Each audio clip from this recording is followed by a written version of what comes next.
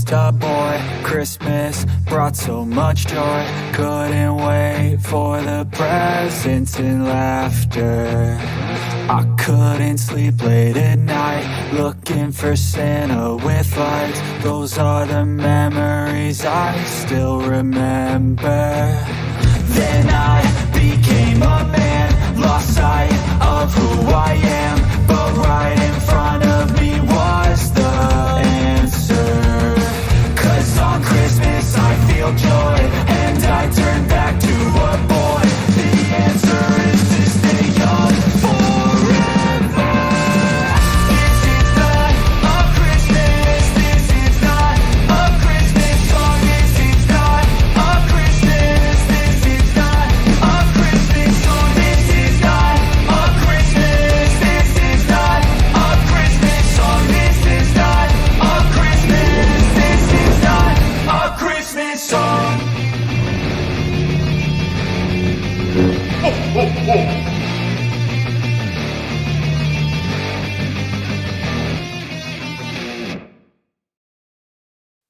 Hello, Star Wars fans. You know there's 124 days until Christmas 2023. And last night we got the premiere of Ahsoka Season 1, Episodes 1 and 2. We're going to go through those today as a rewatch. So this is new for my channel. We don't typically do this as a rewatch. I've been doing watch parties in the morning. So the format, for those of you who have been around, is going to be a little bit different today than it has been in the past. But I want to throw up a couple of survey questions here for you guys. And I waited until the stream started. There's two questions that I have. The first one is, what were your expectations? Not hopes. What were your expectations for Ahsoka as a series?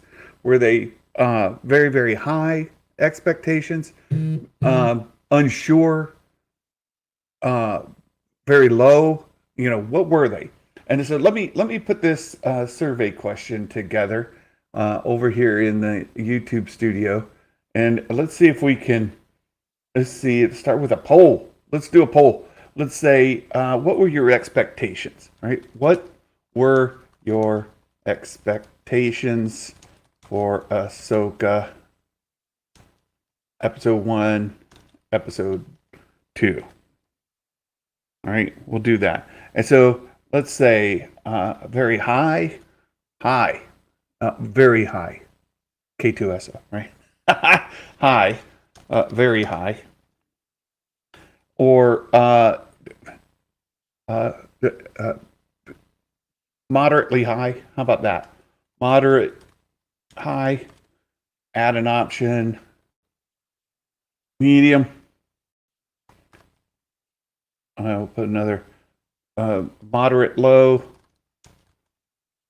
or it only gives me 4. I've got to take it down. And so we got to get rid of the medium. I'm going to have to force you into a choice or very low.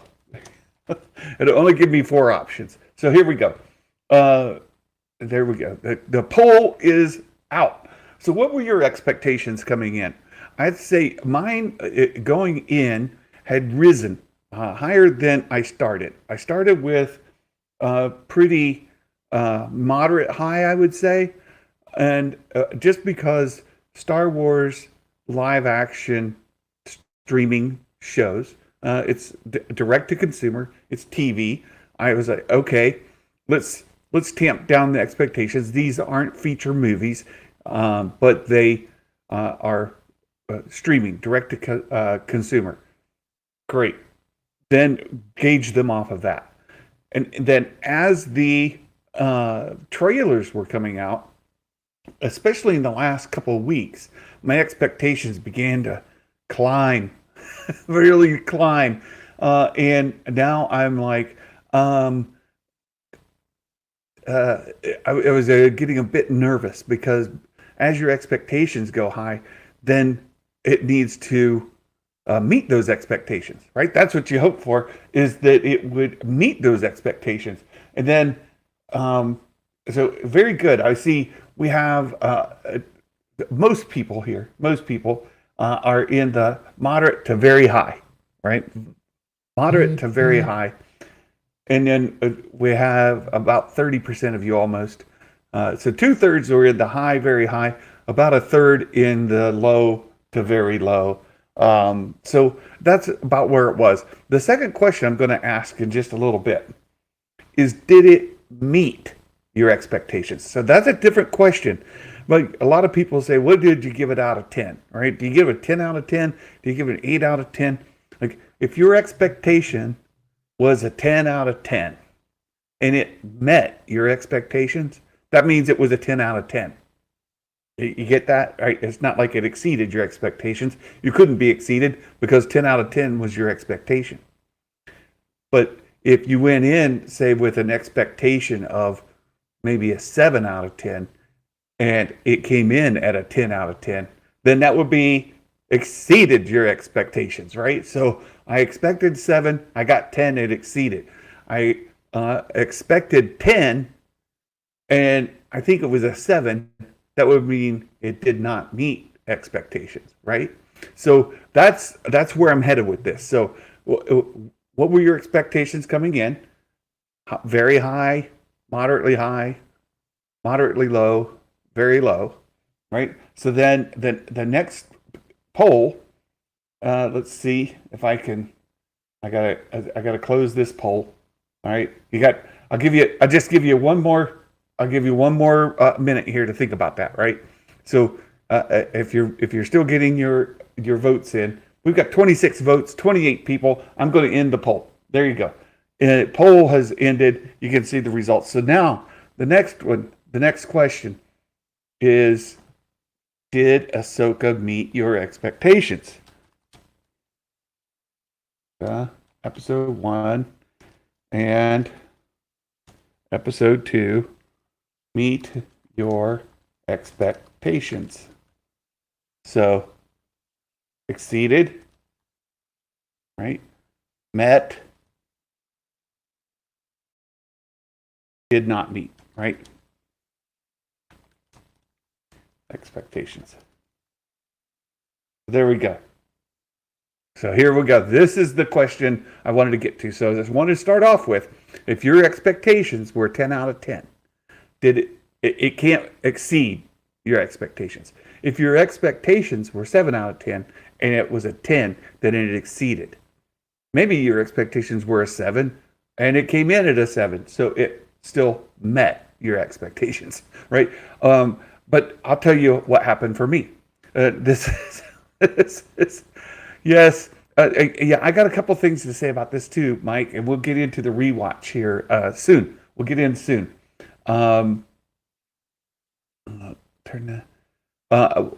My expectations, as I said, were beginning to climb really high. And so I had very high expectations coming in, like a 9 or a 10 out of 10. Like, I was way up there, expectations. At the end of the day, the 2 episodes combined came in below my expectations. They came in below. And there's a couple reasons for that. And let's see how it's going in the poll. Exceeded, met, did not meet. Oh, good. And most of you are in the exceeded to met. And again, if your met expectations was really high, then that's great.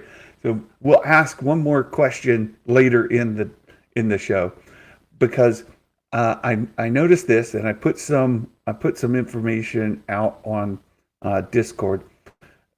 Our 4K TV that we have upstairs, it is it's one of the newer model. It's very high resolution. It's amazing television. But I mentioned before, when I went back and rewatched Rogue One on that TV, it looked like they were real cheap sets, real cheap costumes. Like, some of it looked terrible, looked absolutely terrible. And people said, "Well, oh Santa, what you've got to do is you've got to turn down. There's a couple settings on there you can turn off, or you can turn down where it like upscales, because it'll make things look terrible." I'm like, "Oh, okay." So I turned it down, and it did improve how things look. It's great. So most of the time, we really, really enjoy the quality of that screen. Last night I'm watching, I'm like, man, these sets look terrible. They look cheap. They look fake. It's not great. Uh, Now I tried to let that go and just watch the show, and we'll talk about the show as well. But then, um, in the costumes looked chintzy, like dime store kind of stuff, right? Really bad. I was like, man, oh man, why they look so bad? So I've got all those settings turned down or off on my TV so that it doesn't do that, but it still looked like that. So this today I came down this morning and put the episode on our old TV, the one that when we replaced it, we brought this one down and looked at it. It looks so much better. You're like, oh, okay, it looks normal, right? The sets look normal, the costumes look normal, everything looks fine. It's not movie quality again, right? It's not that. Yeah, it's not that at all. It's just it doesn't look as like, I don't know, hyper real is the best word I can say. And when it gets into looking hyper real, then you start to notice things like the volume. You can see where things don't look right, things look cheap, things look off, and that hyper real screen is not doing us a service. So I'm really wondering if they either need to like shoot these things a little bit differently, or down downgrade the resolution off of the hyper real setting, whatever that is, or give us an ability on our sets to turn that stuff down. Because man, it made it worse. So here I go. Yeah, my problems, my viewing technology is too good. That's part of it. That is part of it. So that's part of the problem.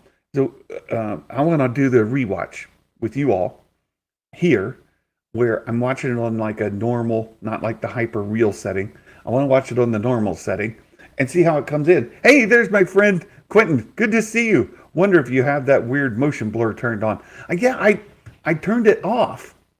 Yeah, I know what you mean. The motion blur. There's two settings. One is like upscaling. So if something was originally shot in 1080p or whatever, it'll try to upscale it to 4K and make it look more crisp, right? And that's one issue. The other issue is what you're talking about, the motion blur setting.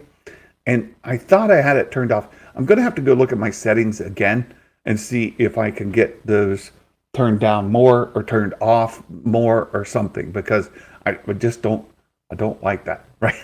That fits by a decent TV. Problem is, I think I bought too good of a TV. So thank you for the super chat, Quentin. Thank you so much. Quentin's a fantastic dude. All right, so I'm gonna start the show, and you'll see it over here over my shoulder. We're gonna talk about it through. Again, this is my rewatch. I've already seen it. You've already seen it, I guess, right? All of you have seen it. I've seen it. We're gonna follow this along. You'll see the counter giving us a track of where we are, and you'll be able to follow along a bit in the screen behind. I'm going to talk over it most of the time. We'll have a conversation. We'll interact with each other. And at the end, we'll go through our predictions and see how folks did on the predictions. Then we'll go to episode 2. We'll do that as well. Yeah, the modern TV settings are throwing us off a lot. I was having a chat with Will Morgan about it this morning. And he said, if you go back and watch some of the old Westerns, stuff that was shot in black and white back in the day, and watch it, it'll make them look weird too. So it's these modern TVs. They need to have a setting like turn off the right, turn off the things. So there you go. A quick thought before you start it. The opening feels like the Phantom Menace opening. Oh, that's a good point about the Phantom Menace thing. There are some scenes in here that very much reminded me of Phantom Menace, right? Yeah, retro setting. That's it, Sean. I need a retro setting on my TV. where I can just go in the menu, say retro setting, and it just downgrades everything back to like normal. It says, yeah, you've got 4K, like this tremendous TV, but we're gonna downgrade it for you. Yeah, retro setting. Give me that. I need that. I definitely need that. So yeah, it was like the anti Phantom Menace opening. Um, we'll talk about it. Let's get it started. We'll talk about the opening. We'll talk about the crawl. We'll talk about some of this stuff as it goes, and then yeah, I can start to see like all kinds of filters like you can get for Instagram or whatever, right? Where you can turn on filters, a cat setting. So everybody has a cat face, or maybe you like clown face setting, where all the actors now have clown faces. Have I seen Oppenheimer? Have not. I've not seen it yet. All right, I'm going to hit play on episode 1, and let's see. Where's to go back to the beginning setting here? We'll go back to episode 1. Let me go back here. Oh, back, and hit pause.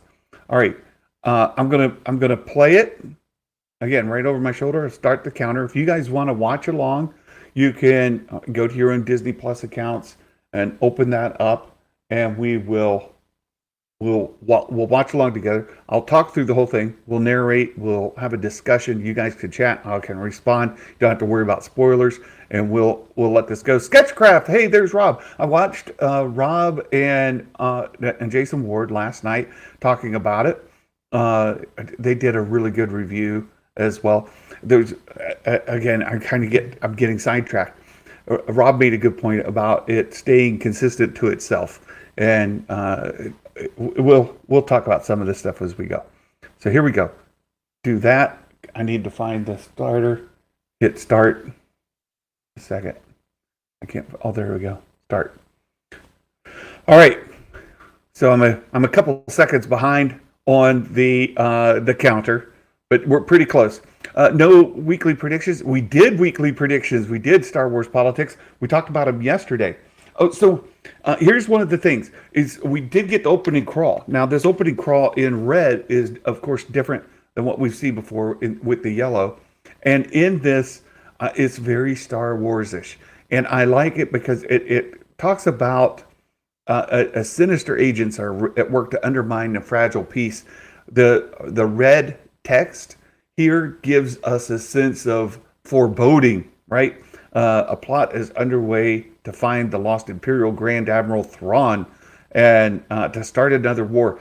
The music is very ominous. The red text is very ominous. So it sets up the mood for the show being dark, right? Actually, just really dark. And that's another thing I've seen consistent discussion about. The Kiners absolutely killed it on the score. Absolutely killed it on the score. It was fantastic. A similar red crawl in one of the Conan movies. I'm not sure. I can't remember well enough. I like the ship. Now, this was the first one on my 4K TV when I looked at this set and was like, oh my gosh, this is terrible. And their outfits look terrible. But watching it again this morning, it looks more normal. It's still, you could tell it's not movie quality, but it's quite good. Yeah, digging into the creepy vibe of the score. Absolutely. And I thought that the acting here in this opening scene, there's like not enough going on. You got the folks standing in front of these like screens, but it seems just a little. Yeah, yeah, Nick, right? I'm gonna call their bluff. Let's have these Jedi come on board. I get what he's saying, right? I'm calling their bluff.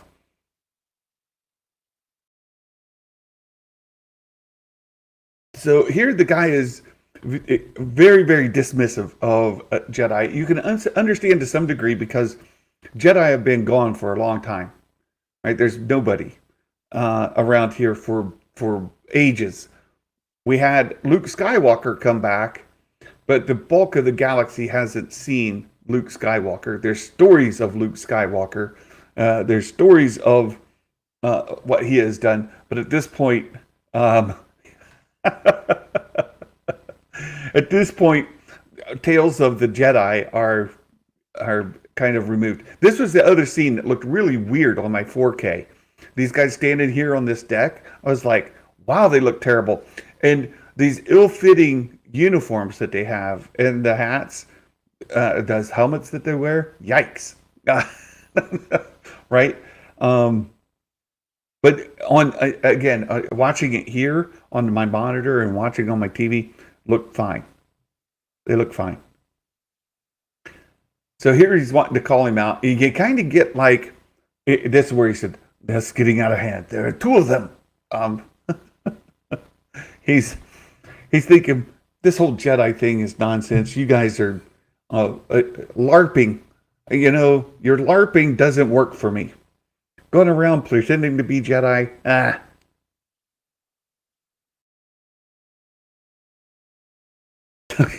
LARPers. He says, you're just LARPers. That's it. You're not real Jedi. Come on.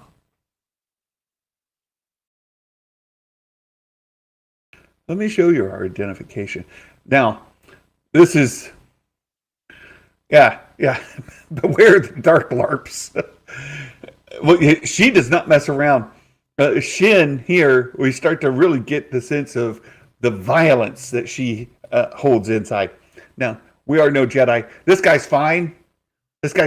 He was just shot through real quick with a lightsaber. They can get him right up to the med bay. No worries. So if you were worried about him being dead, no. Our captain's probably fine. But here comes... He just like knocked him out for a little bit. You put a lightsaber through somebody, you just leave them there. You're just saying, take a little nap. I don't want to deal with you. Right? Hallway scene. It's great. It's great.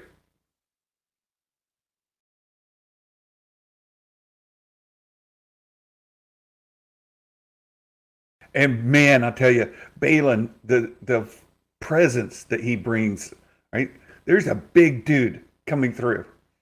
Oh, they did say the captain's dead later, so the saber strike did the trick. Well, I guess if you don't get him to the med bay fast enough, it's probably their fault. They left him laying there and they didn't pick him up. You know, I'm trolling. Anyway, there's Morgan.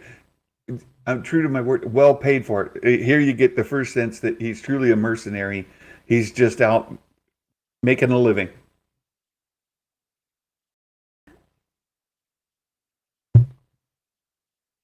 First mention of a map. Ahsoka Tano. Who is this Jedi? Ahsoka Tano. And then we go to the opening, which is great.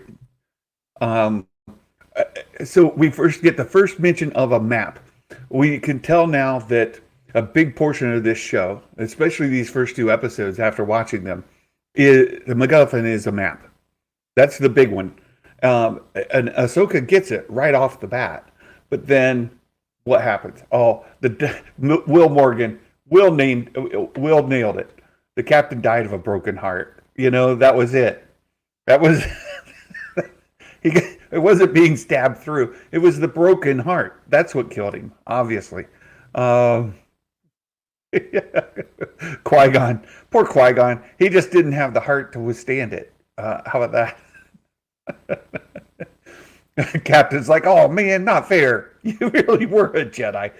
So Ahsoka, this was interesting. We were kind of thinking that, and this is, he lost the will to Captain. See, you guys are great. You guys are great. So this scene, we thought maybe she was going to go to see the World Between Worlds, because these little statues that are on the wall holding the like these metallic balls look very similar to the paintings that Ezra saw when he oh that's another when Ezra opened the gate to the world between worlds. I liked there where we didn't see before where she spun around and cut the hole where she pulls the sabers back up to herself. I loved that last night. There are some times where the action and the lightsaber fights are absolutely wonderful in this series. They're they're great. Here's where I thought, okay, these figures look very much like the um, World Between Worlds kind of things, and I was starting to think we get our Raiders of the Lost Ark, where you got to get these things positioned just right without setting off the traps. Would have been cool to see a trap set off, but at the same time, she's figuring out how to orient these posts so that we could align. It starts to light up these globes that these statues are holding. Very much Indiana Jones, Raiders of the Lost Ark feeling to me. And this is very Raiders feeling to me. Like, nice job. Dave did a really good job here. Dave Filoni of setting this up. It was really good.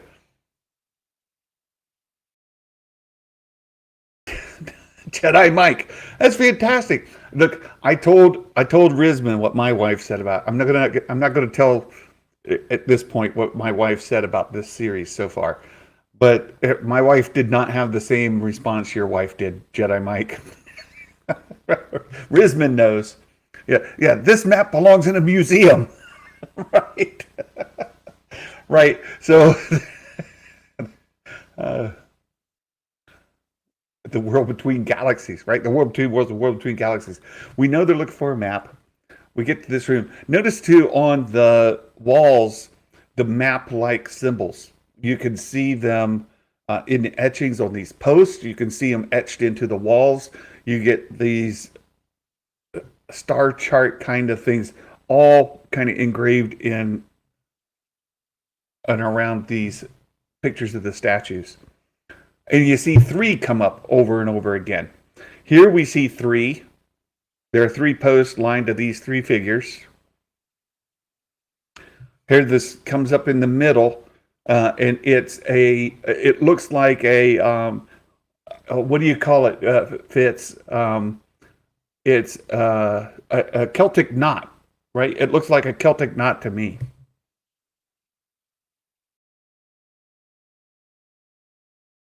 Or similar, right? This thing comes up and she's able to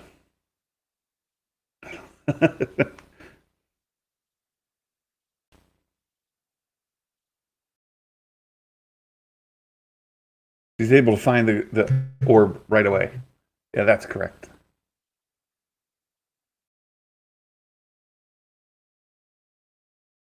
Oh, and the little puzzle ball, right? It's a puzzle ball. You got to turn it to get it lined up. Didn't they have a Rubik's Cube that was a ball shape like this as well, where you turned it? It worked the same way. Yeah, even the music here is very Indiana Jonesy-ish. Yes. Huyang. That's the name of a droid, by the way, when we get to our predictions. A droid is called by name. Treasure Island ball. The ball was neat. This was done really well. This whole exchange here between Ahsoka and these droids, fantastic.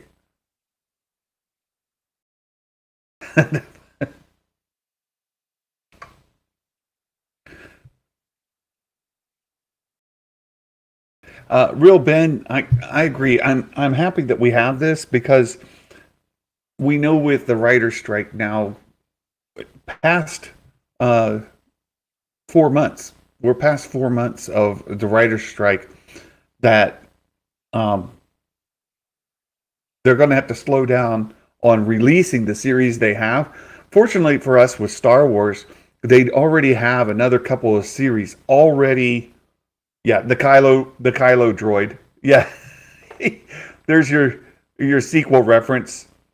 Um, that droid very much from the Force Awakens. Give us the map, right?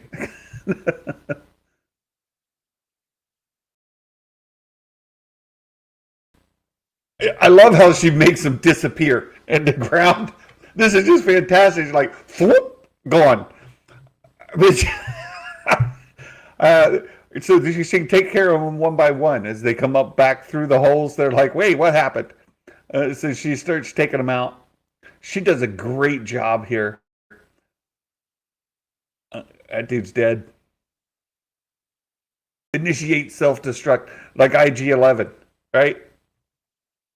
Now, quick question.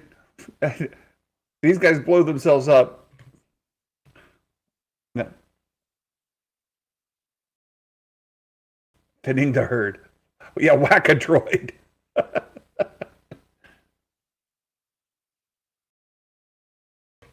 Keep going. I realized later it's a different droid that I was going to say. Where did Ahsoka get that droid's head that they open later? That's it. That's later. Matt Risman's got to go to his meeting. Hey, take care, Matt. Thanks for being here so far. We'll see you in a bit. Big, big boom. Yes. Huyang. He looks great. Uh, and this is where I was resisting telling my wife about who he is. I was like, I had to try to shut my mouth through this whole show about telling my wife who is this, who is that. I really wanted to get her response as somebody who hasn't watched the Clone Wars or Rebels. My wife has no idea, right? Who is this guy? She thought he looked good. She's like, oh, look at that guy. But she has no idea who he is.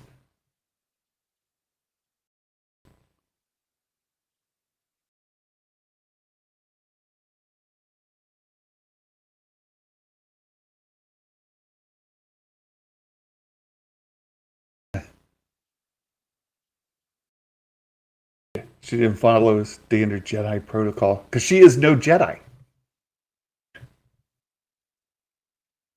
Fulcrum. There was another one. He responds back, this is Fulcrum. A lot of people remember that Ahsoka went by the code name Fulcrum. Fulcrum wasn't just her name.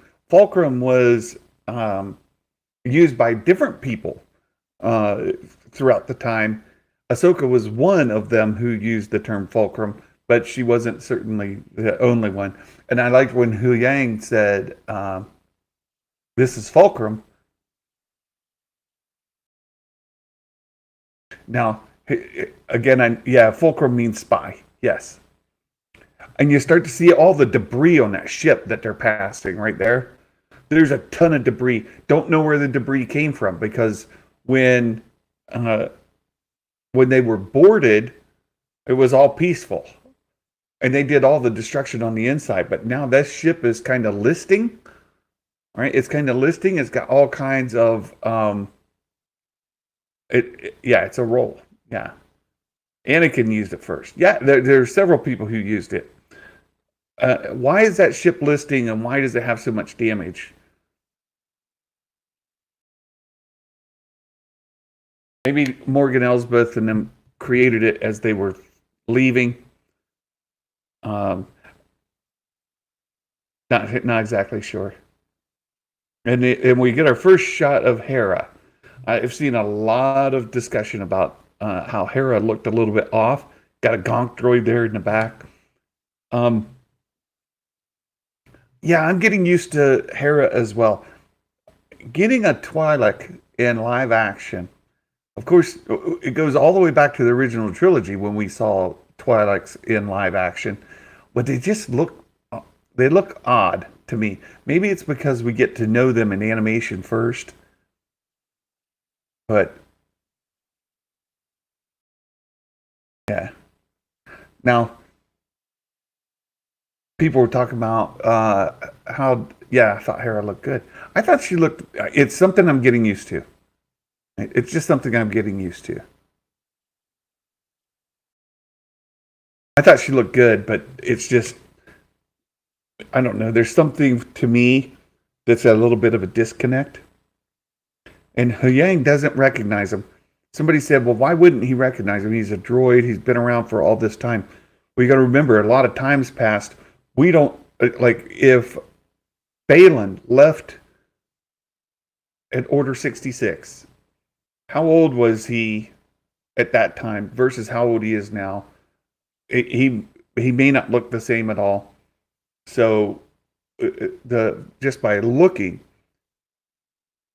but you would think that he would recognize the name anyway. Balin. Yeah, I remember Balin. He was a spunky kid, whatever, right? Big for his age. I don't know.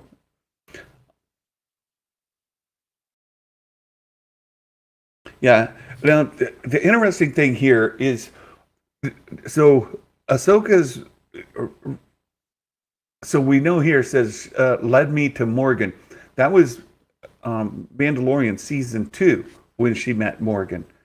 And getting the information, of course, came from then. So this is somewhat after that episode in season 2. Jason Ward has told us, like, there's an overlap. His understanding was season 2, season 3 of Mandalorian overlap with the timeline here. It's not really clear. Are we past all of season 2? Are we parallel to season 3 here? It's unclear at this point. But she mentions, well, if Morgan Elsbeth's looking for Thrawn,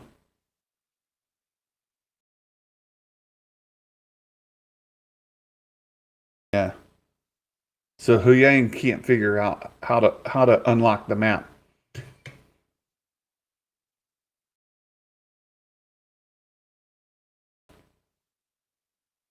Yeah. But if Morgan is looking for Thrawn, then maybe we should be looking for Thrawn. And if Morgan's looking for Thrawn, then that means Ezra may not be dead either. Here they're mentioning Sabine. And I want to talk about Sabine here in a little bit.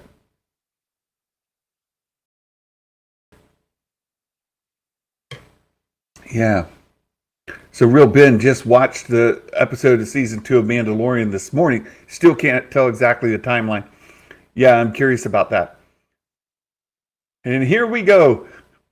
Look who it is. It's Ryder Azadi. If I have one nitpick here, Ryder Azadi didn't have the full beard, right? He had more of a goatee kind of situation going on. It's fine. This is a long time after that for him to grow a full beard, but he's less recognizable here without the having a full beard instead of a goatee. But my goodness, how fantastic. Ducky Momo, I'm late. First day of kindergarten. Oh, that's great. This is the only scene that felt cheap to me. I thought it was interesting that he says Sabine Wren like he thought she was standing there. So was she there and then left? Or was she never there? Why would he introduce her as if she was there if he didn't see her there? That's interesting to me.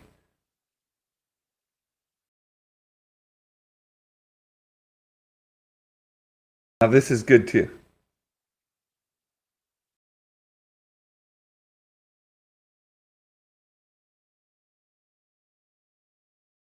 Jai Kell. So we get Senator Jai Kell. And this is something that Jason Ward mentioned a week or so ago when we first started hearing the responses after the screenings that Jai Kell was going to be in it. And like, Jai Kell, who's Jai Kell? I couldn't say anything about that. Yeah, she showed up just to run up. Yeah. So Jai Kell was, he went on some missions with Ezra undercover. Or he was part of the Imperial Training Academy, and he ran off with Ezra. So he was a peer of Ezra's to some degree, not a force sensitive guy. Now Sabine, the rock music playing here behind, I was like, "Yee."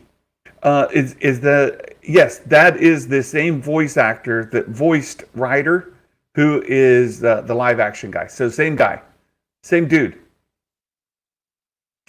Yeah, daring music choice. Um, yeah, I was like, oh, I don't know if I like this or not, but I was okay. This isn't like they were playing Metallica or something, right?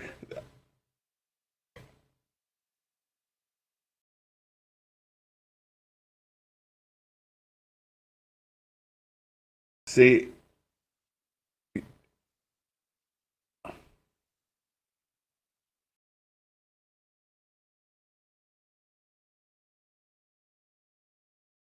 I thought she was going to flip him off there. I was like, oh, is she going to flip him off? But no, she just says, get lost.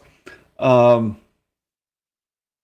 I don't know. This scene was okay. I just was like, I don't know if something felt off to me about that whole interaction.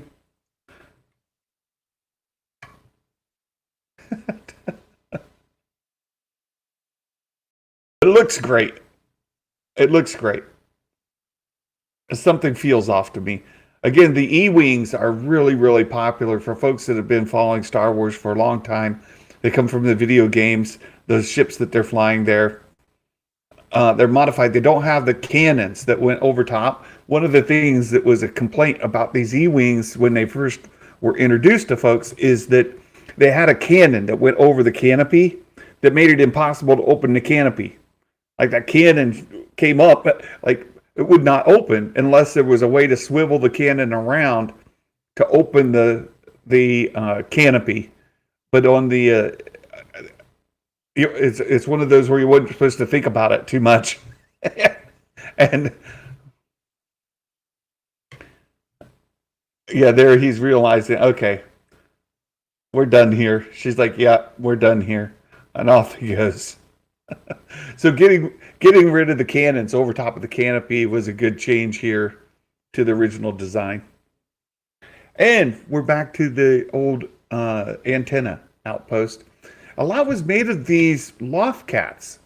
All right, a lot was made of these, and the I thought they were okay, but somebody said that the loft cats were cuter than Grogu. No, I don't think so. I don't think they work out that well. that well. KG Lothal is Lothal is amazing. Lothal looks great. It's fantastic to see uh, this in animation. Got to feed the cat. Got to feed the loft cat, and we get the little scene here. The lightsaber. You can see it on the shelf, and you can see the helmet. You can see her Mando helmet sitting there. No Grogu, no cry. At least I think this is a lightsaber here. That's what it looks like. I know she opens up this, the lightsaber's inside. It's, but what was that? There you go.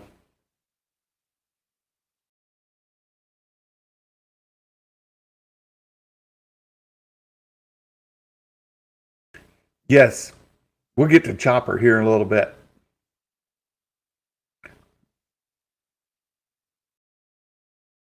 Oh, look at that. Will Morgan saying that rock song features Max Rebo's rapper, Joe Yowza. Does it? That's fantastic. If it does, that's a deep cut. That's good. So she's replaying this message from Ezra. It's all good. Again, my wife had no idea who this is. Right? I'm like, okay, that's Ezra. And it's not introduced here that this is Ezra. Right? She's playing this. She's not like, hi Sabine, this is Ezra. If you don't know who this guy speaking here in the hologram is, later she's having a dream where she's kind of a nightmare. She's recalling some stuff, and you can hear him. And then she wakes up and says, Ezra. She goes, did she just say Ezra? Is it my wife? I was like, yeah. But she still doesn't know who Ezra is. No context. There's Shin with Morgan. Look at it, the remains of this temple where Ahsoka was.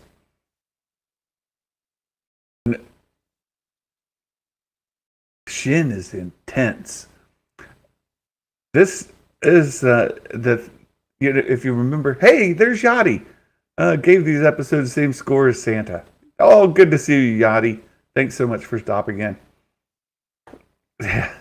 Ezra fringe zoner. Yeah, interesting. Yeah, she's a survivor. Here we find out she is definitely a night witch. We kind of already knew that, but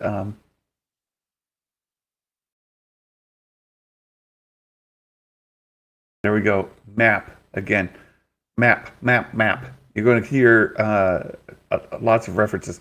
So there was some comments, or there was some description about Shin from StarWars.com saying the unblinking Shin.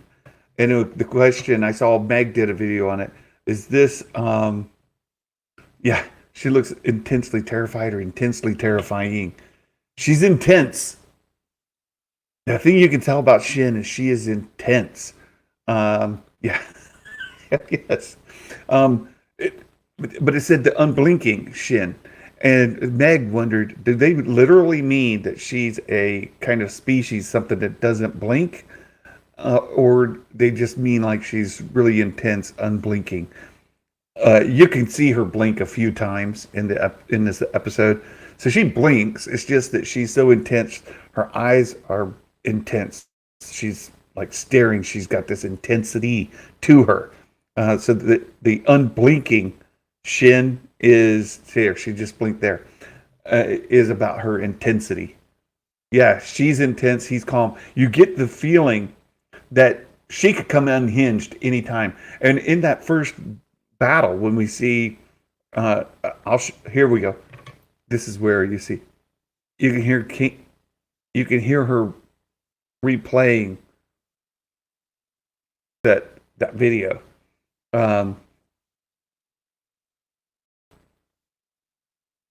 Yeah, remember the Force will be with you. And she wakes up. Ezra. That's what my wife said. Oh, she said Ezra. I'm like, yes, she did. I didn't explain it. Yes, she did. Um, yeah, so you get the idea that if Shin didn't have some sort of control, she could come unhinged. She could really, and in that first battle, she was quick and devastating. Right?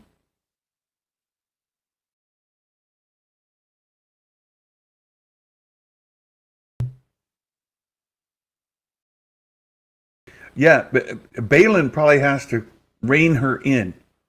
Like, you need to calm down. Yeah. Is that a flashback of sorts? Um, no, because she's replaying a.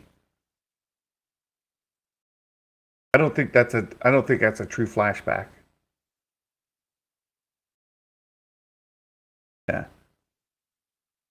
No, I don't think that's a flashback. You don't see her having a flashback. You hear her having a dream. So not a flashback. We talk about, the flashback this and stuff. It's a flashback scene. She played the thing off the recorded thing. That's not a flashback. And her having the dream was, yeah, yeah. You're gonna want to hear what she has to say because you've been worried about Ezra. She's got some update here on Ezra, right? She just had this dream. She just had this like waking up, crying out, Ezra. Like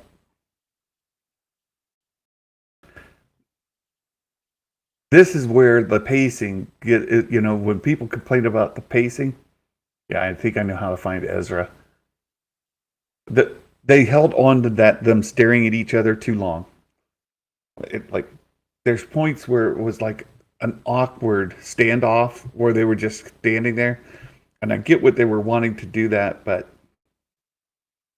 yikes.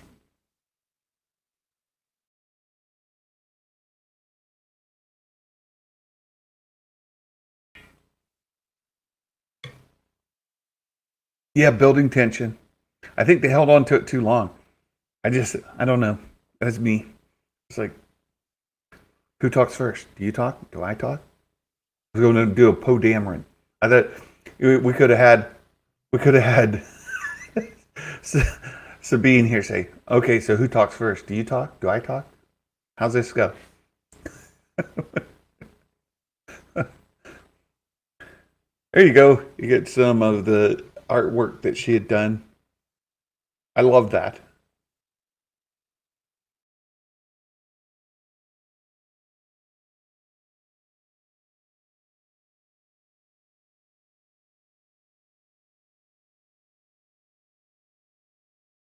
To the map.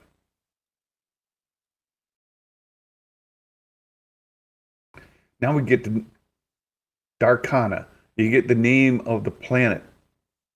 It was a which is a Dathomir planet. Darkana. Which is great.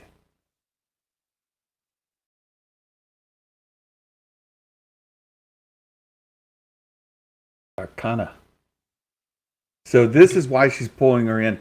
And you may remember from Rebels, the series finale, the season 4 of Rebels.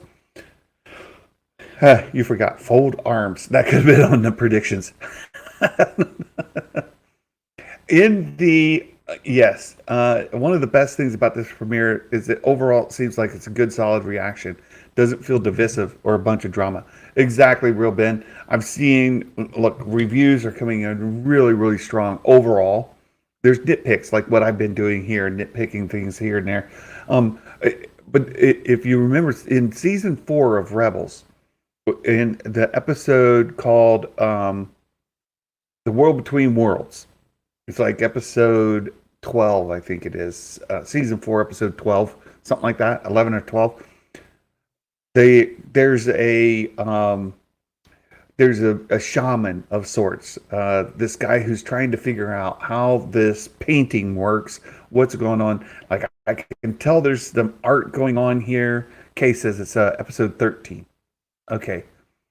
There's some artwork here. I can't quite figure out the symbolism in it and the representation in it and all of that. And he pulls Sabine into the discussion and is showing her the artwork.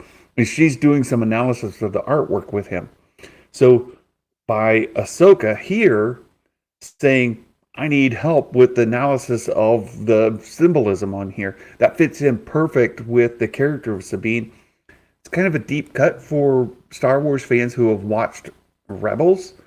But at this point, that's a great tie-in, right? So they've yeah. I knew instantly here. I knew instantly, can I take this? She says, no. Right here. It's not a good idea. Hold on. She tells her.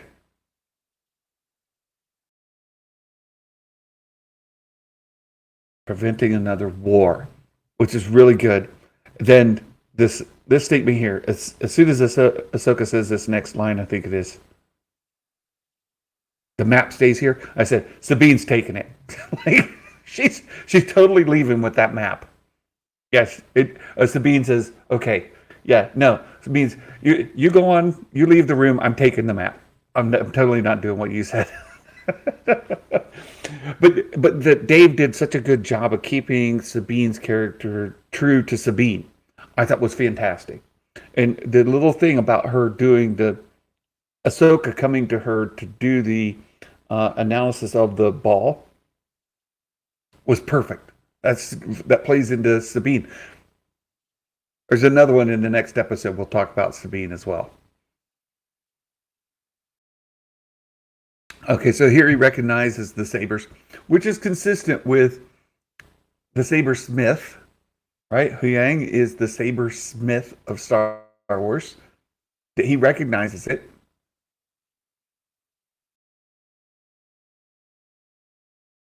Yeah.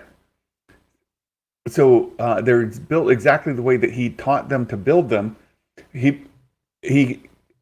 Balin, right? He recognizes Balin's.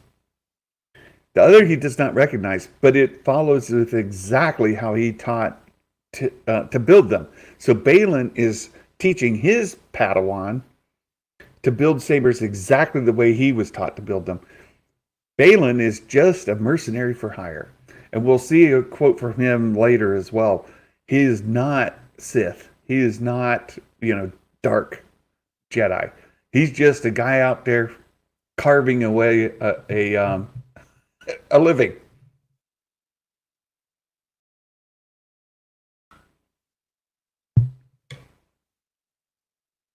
The Sabersmith. Yes, you are in the show now. Your name is Huyang Sabersmith. Huyang. And we go out, and Sabine's left. Yeah. Yeah, Sabine. Yeah. Like you totally didn't know she was just going to leave. Of course she left. At least she put the table down before she left. The table and chairs, at least she put those away. When you're getting ready to leave, you're supposed to push your chair in. At least Sabine cleaned up after herself, took the ball, and left. That is a great episode. Look, my impression of this episode is raised quite a bit going back through this with you all. This is my Darth Maul moment. This is exactly like Darth Maul. He's standing there on the plane. Here comes the droid, right? This is Darth Maul. This whole thing is Phantom Menace. This is exactly like it's almost shot for shot. Of course, the droids weren't there, and he went back to a speeder bike. She's going back to there, but that is like a complete mirror. It's like poetry. It rhymes, right? That's obviously Maul reference. So, yeah, Darth Maul feels 100%. So look, for Star Wars fans, does Ahsoka have Star Wars in it? Does it do the Star Wars? Does Ahsoka do the Star Wars? Yes, Ahsoka does the Star Wars. Here we go. The Rubik's Cube ball.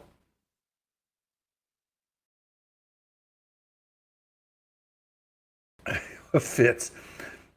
Fitz. You can tell Fitz is a friend because he's trolling me all the time. My closest friends give me the hardest time. There you go. There you go. Yeah, she's trying to figure it out. I do like that we spend a little bit of time. So with the pacing concerns that people have complained about, I love that we get to spend a little bit of time with her trying to figure it out. She's just not like click, click, click, boom, it works. See? No, she has to go back with it. She has to spend time with it. She's studying it. She's taking different kind of see, and now we get the little time passing. That wipe, the scene wipe, they're being like the clock spinning time. This is great.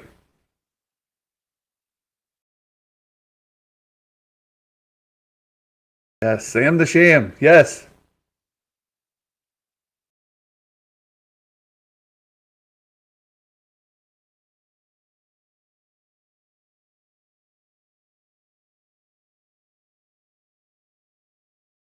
Yeah.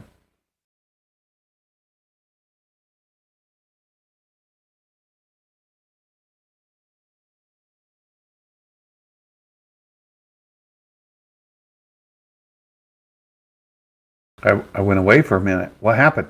We're back. We're I'm back. I'm watching YouTube. It's catching up.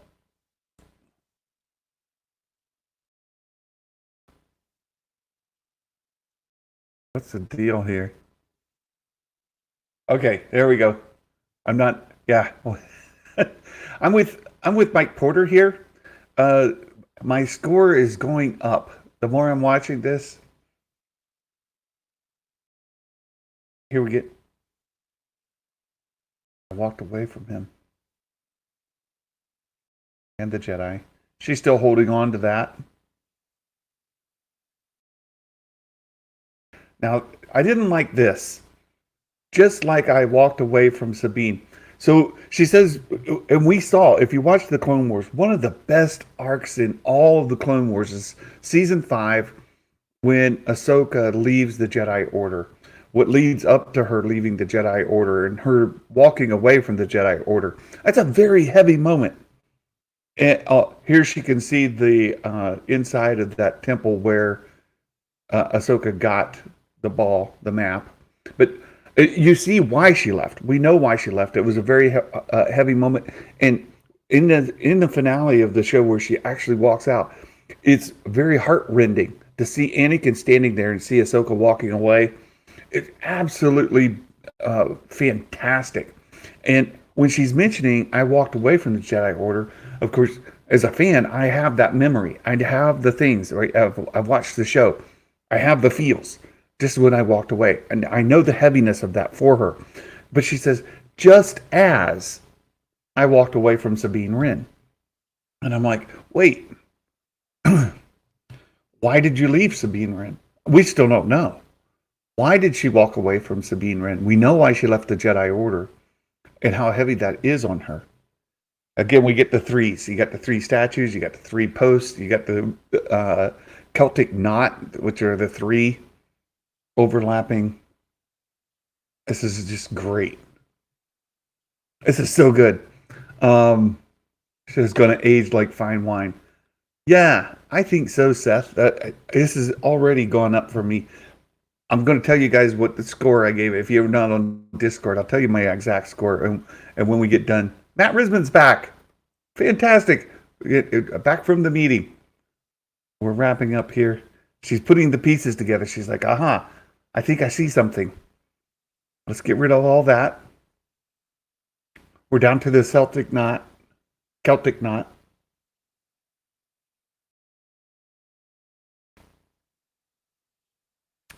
And I know that, Fitz has got to be loving the Irish symbolism there, right? My Discord link. Hey, Matt Risman, can you do me a favor if you have ability? Can you throw the Discord link in? Also, the Discord link is in the description of this video. The description of every single video that I post has the link to our Discord in it. Yeah, Celtic knots. See, even us Irish are in a galaxy far, far away.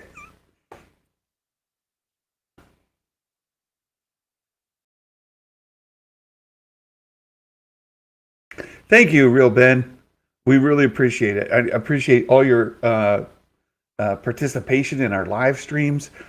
You've been here for a very long time, and it's great to have you in our community. Thank you. There's the link. Thank you, Matt Risman.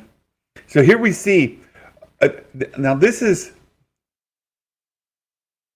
Jedi Mike. The Celtic no is an obvious homage to The Last Jedi. Well, look, Octo, right? Octo is an Ireland, Irish island, and then the Celtic knot, Irish. So here she gets the map to actually. Oh, it was great. The cat gave away the. This is when the show gets really, really good. She is a wonderful, wonderful combatant. Like doing this kind of choreography for fight scenes. And they mentioned one of the reasons they hired her to be Sabine is her training in martial arts, and she shows that she is the physicality she brings to the role is amazing. The physicality she brings to Sabine, the fighting that she's able to do is absolutely great. It's great. Hey, talented Mr. Ripley just joined our Discord. Hey, welcome. There he is. You rate Real Ben. Hey, you made it too. Thank you guys so much. Let's see. I'll put a reaction to both of you. Thanks for joining our Discord. Thank you so much for that. Duelist. That's the word, KG. She's a fantastic duelist. I like how she lights the saber here. Fantastic. Here, you take this map. I'm going to have a little fight. And again, I think this actress, Shin, is doing a great job as well. The intensity she brings to this role. Notice in this fight, Shin doesn't use the Force at all. I think she did, didn't she? Maybe not. We're doing a rewatch. I can pay attention.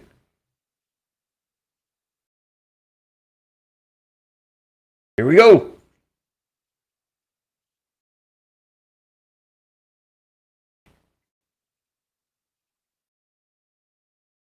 I want to see. We'll get into predictions here shortly.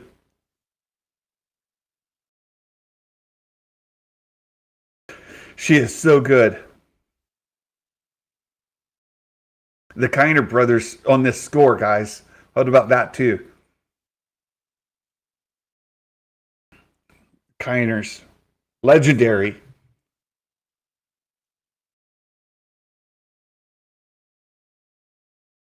The intensity again is so good.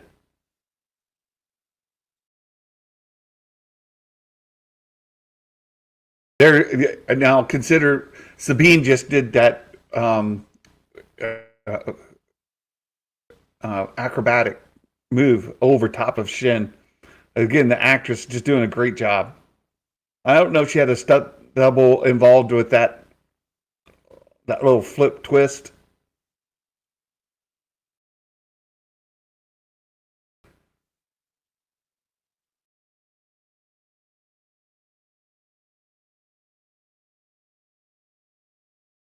Yes, the sabers. That was the other thing, Seth, is they were dueling. I was like, holy cow, these sabers look great.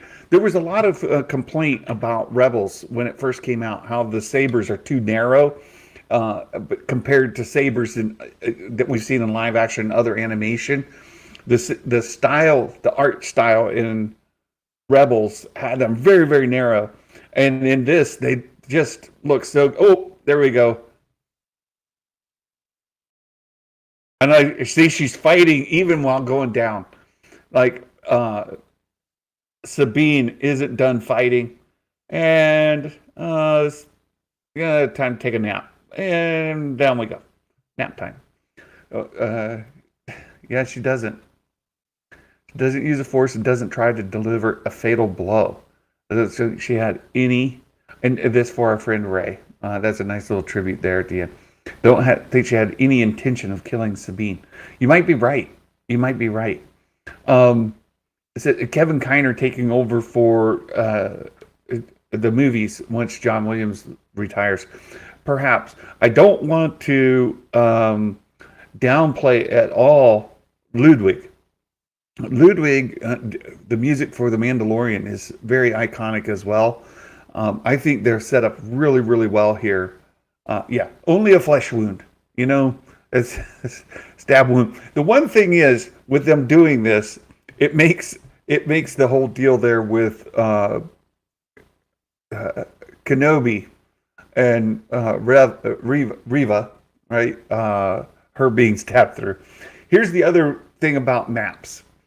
Right? In these in the outros of this show, in both episodes, these are obviously maps. There was a lot of talk about, was this World Between Worlds? Are these star maps? What's the deal?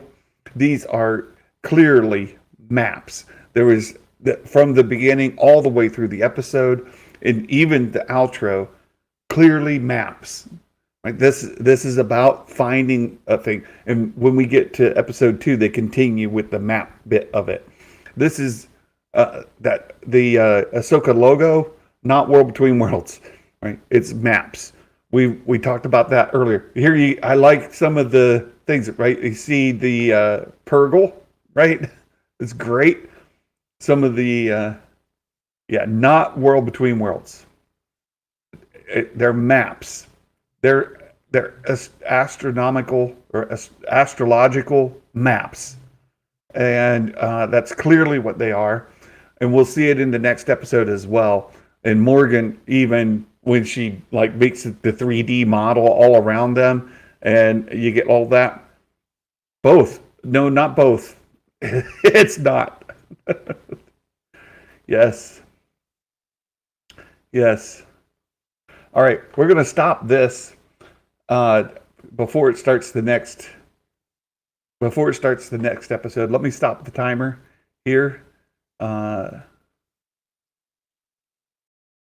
Okay. I'll stop the timer there. You guys, we want to go through the predictions. We need to go through our predictions and see how we went. Idea of exploring another galaxy in Star Wars is mind-blowing. I've always wondered what's outside the current one. We'll talk about that when we see this. John Carter confirmed. Will Morgan. Hey, if you guys didn't catch Meta Egg yesterday, he released a short about Dave Filoni learning about the world between worlds, so to speak, from John Favreau, and how Favreau built this device into John Carter. That wasn't in the book, but it was part of it. So here we go. Let me bring up the predictions. Let me put them over here so we can go through this together. Share screen. It'll be a long show today, guys. We had 2 episodes, and they were quite extensive. So let's show this on screen. Let's do that. And so Mike Porter, loft cats are cuter than Porg. Yuzhan Vong was from another galaxy. Could we see them? I don't think they're going to bring Yuzhan Vong into canon. They've replaced them with the Grisk, and the Grisk are what I think we're going to see in there instead. Fits. So let's Porgs are more delicious than loft cats, right? Porgs are for eating. Loft cats are for pets. So let me expand the size here to make this easier to read. We'll go through these questions together.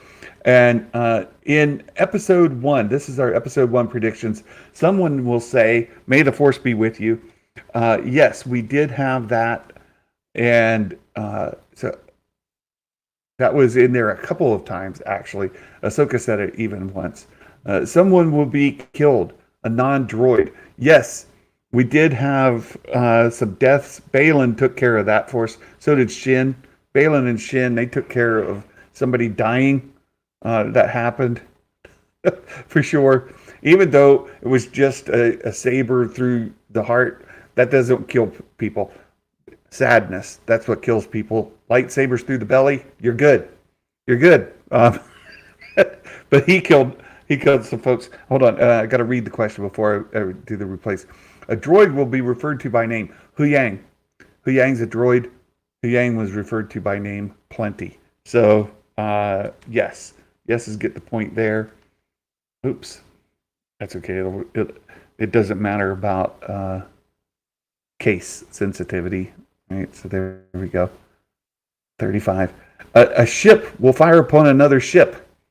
Now, in this episode 1, did we see a ship fire upon another ship? We did not. We did not. We saw Balin go in and carve people up, but they told him, "Come on in and land." And then we noticed later that the ship that they were on had taken a lot of damage. There's a lot of debris going out there. But no, a ship did not fire upon another ship in this episode. Let's see if anybody said no here. 5 of you said no for episode 1. We'll see the inside of a hyperspace tunnel, the blue swirly space. You know, I thought we were going to see it in episode 2, but just when it got ready to happen, no, we didn't. So no hyperspace tunnel either. Oops. So no's get the point here. Entire cell contents. 8. We'll see lightsabers cross between different combatants. Yes, we did. We saw Sabine and Shin. Yes, they fired on each other. So there you go. Yes, get a point. hold on, I see something in the chat here. Let me get to it in just a second. It says, replace number 2 with the secret double points question. What? Replace with 2. Oh, I see. I see. 2 points instead of 1 point. No. A named character from another show, movie, book appears. So I already had in the question people that were excluded from that. One person that is included in that would be the senator that we pointed him out during it. It was from Rebels, but wasn't a main character. So we do have a named character, and they called him by name here as well. So a named character appears? Yes. We did get that. Someone will use the Force observably. Balin, big time. Balin did big time. I saw. I asked a question on my Twitter.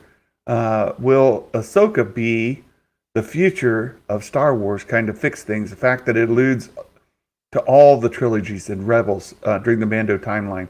So yes, I think so. Nerd Mafia. Wow, I don't think I've done as well, but I nailed the fill-in. Okay, well, we'll get there in just a second. There's only 10 yes/no questions, and we're almost there. A flashback scene. No flashback scene. I thought maybe we would get one, but no, we didn't. I think we will get a flashback or a vision. We almost got one there, but no, we did not. A species or droid speaks in another language with subtitles. No, we did not. So that takes care. 12 points. No, just one. Just one points off. Only 15 people. Here we go. So bonus question. Remember now, we have in bonus questions, you can get 0, 1, or 5. So 0 are for predictions that are excluded.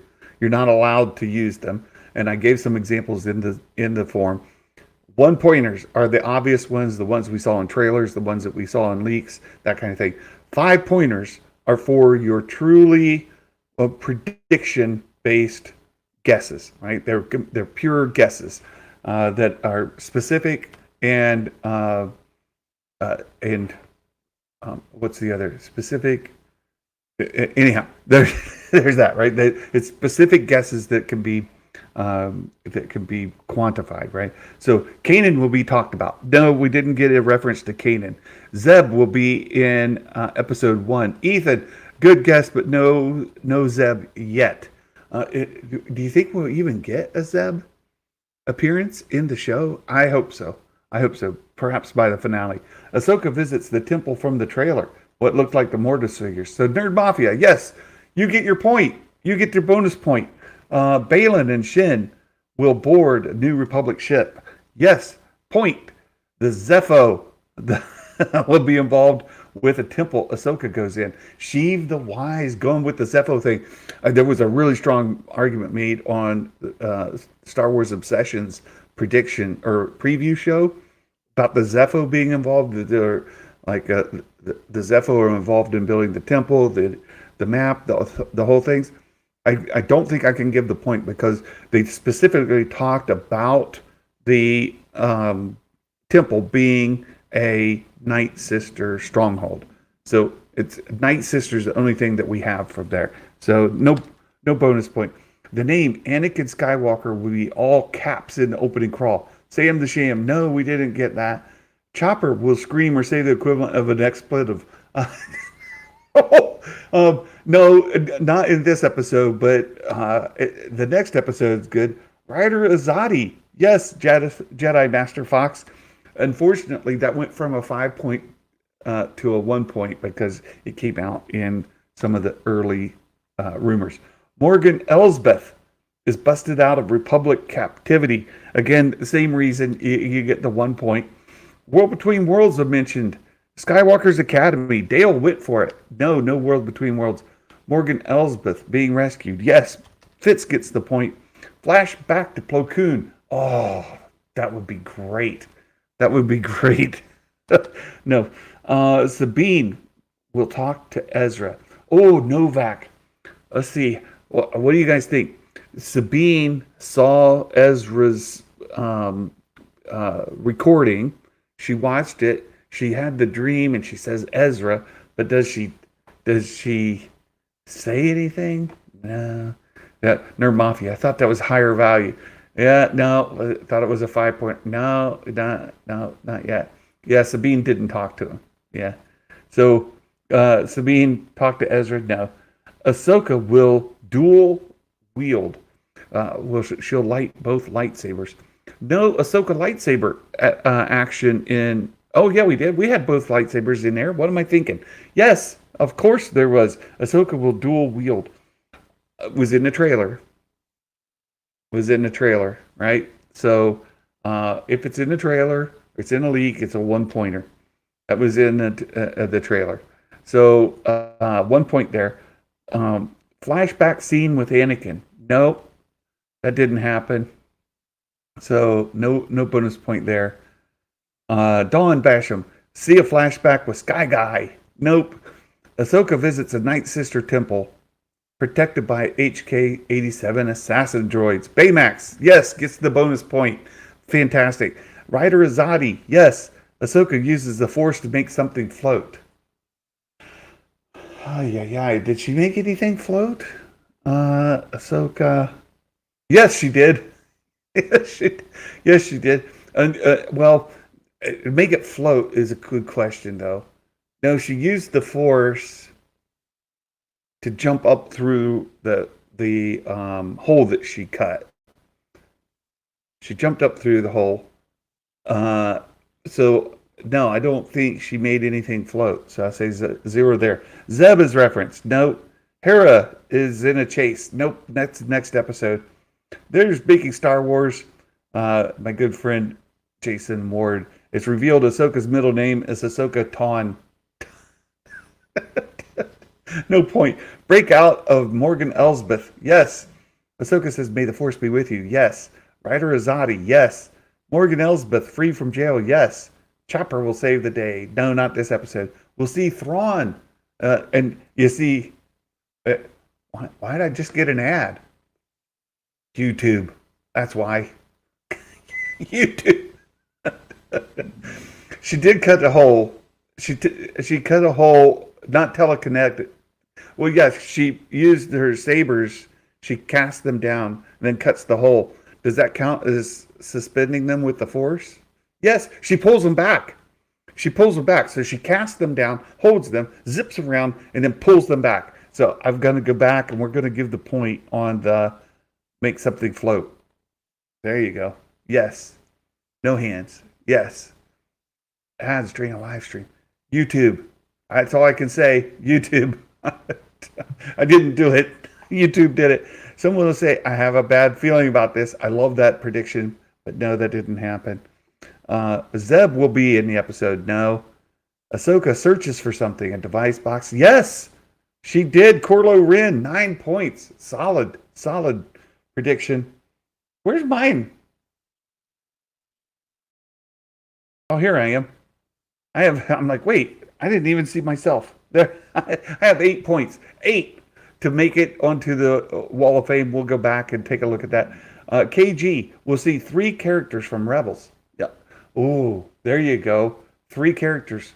You got it, right? Definitely. Hera, Sabine, and Ahsoka.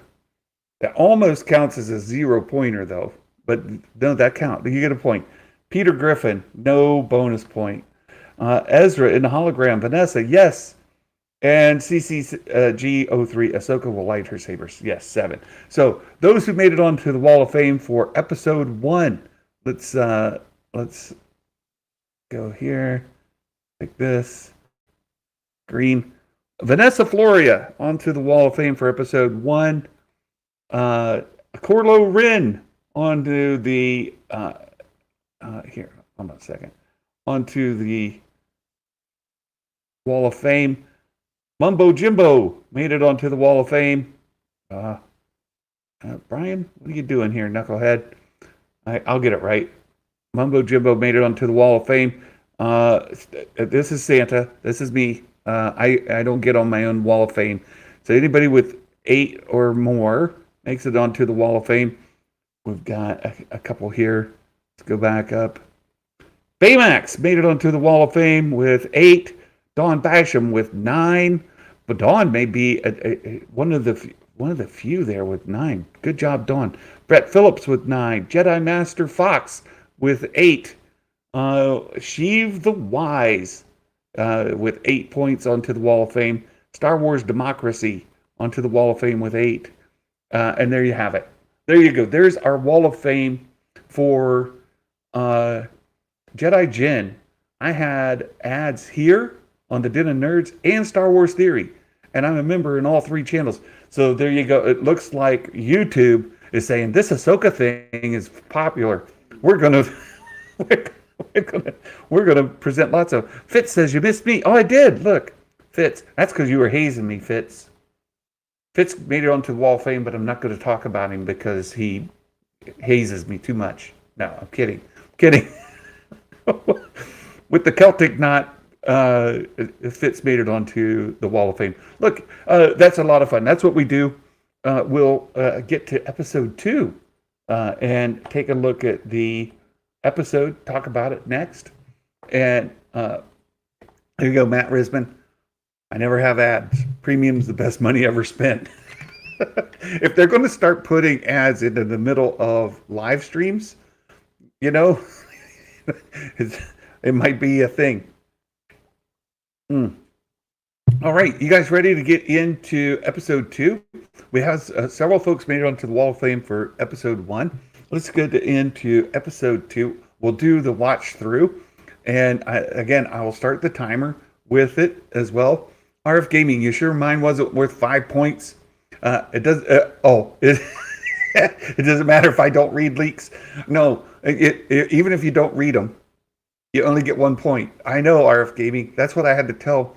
If you guys weren't here the other day, I told Jason. I said, Jason, I need you not report anymore.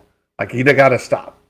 if it's in Star Wars, making Star Wars, or on our good friend Bespin Bulletin, that's only worth a point. Only worth a point. Yeah, KG. She starts off slow, but makes it to the top by the end. KG is strong on the predictions. She does a great job. Fitz, I caved and started using premium. The ads will do it for you. The ads will do that. Okay, let's jump into episode 2. Episode 2, part 2. And I will start the timer after the Disney Plus logo goes by. Now this one we get a little recap and we get the I found the map. The location of the last Imperial Grand Admiral, Thrawn. Okay, I splurged for 1 month of premium and never looked back. I had premium for a while and then I turned it off. I may have to turn it back on.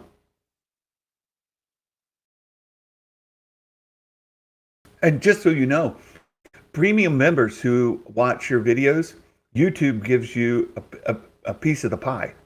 So you can become a premium member and not hurt your YouTube content creator. They still give you, they say, oh, you had a premium member watch your video. Well, here's 3 cents, which is great, you know.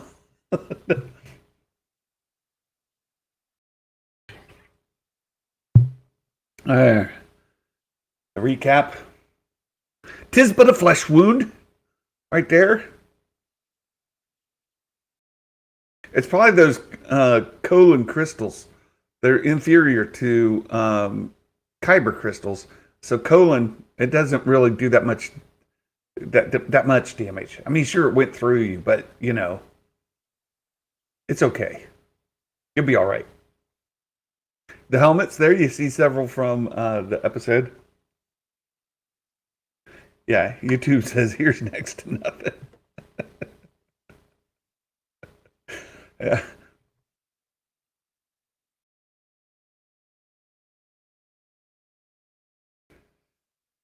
So here she's hearing You really think Ezra's still out there? Her last conversation with Sabine. There she's waking up.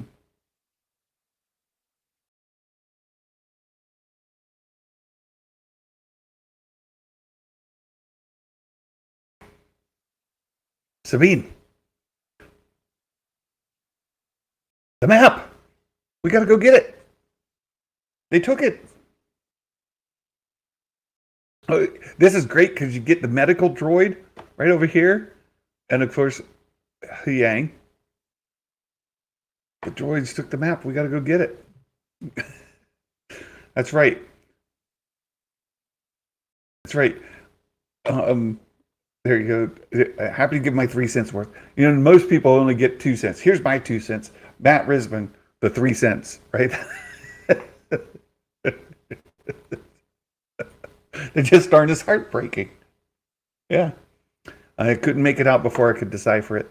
So again, mention of the map, where it originates and where its destiny. Like so, yeah, the droids destroyed all her notes, everything she had. She wasn't able to write anything down. So she killed one of the droids. Still two.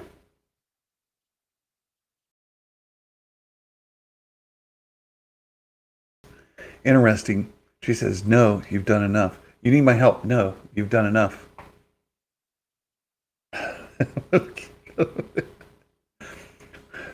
Okay, another planet. So this planet is key. There's a couple things about this planet to keep in mind. One is it's got this like Stonehenge kind of thing, right? It's got this like Stonehenge. Oh, I forgot to mention. So episode one, I started when I watched it the first time last night. I gave it a 6.5. I was like, oh, that did not make it. That did not make it. This time, after rewatching it with you guys and going and seeing it on a monitor instead of the 4K hyper real thing, I would give it a much higher score. I would say that it was. I'm going to jump it from a 6.5 to 8.5. I'm going to give it a full 2 points. A full 2 points. Episode one after my rewatch. 6.5 to 8.5. How about that?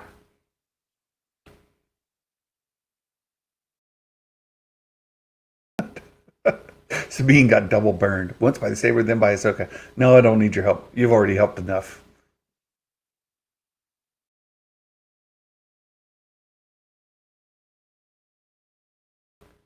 Hmm. We're missing something. We need to get Morgan. Leia, a 9 out of 10. Hey, I'm with Real Ben at 8.5. Fitz is at a 9. Jedi Mike's at a 10. Hello, Leia Rose. Oh, always great to see you. This little monument sticking up there with the half circle out of it is actually the focal point. 8.25 kg. Very good. Jedi Mike's a 10. Seth Nico, 9.5. Toil and Trouble. And you notice the opening crawl was only in the first episode. So it's like, well, maybe get opening crawls for each series or a season rather than each episode. There was talk about going back to opening crawls. And in this case, we got it for just the one episode. You see Sabine's bike out there? There's Ahsoka. She's looking for something. Is there a history of Chiss and the Dathomir Night Sisters? No, not that we know of.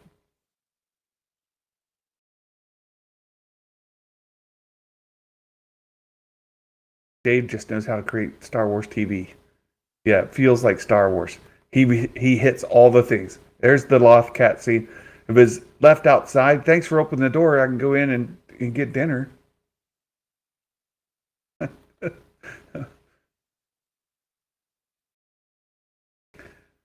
He's building up his skills for the movie. You know, it's good that they're working up to it.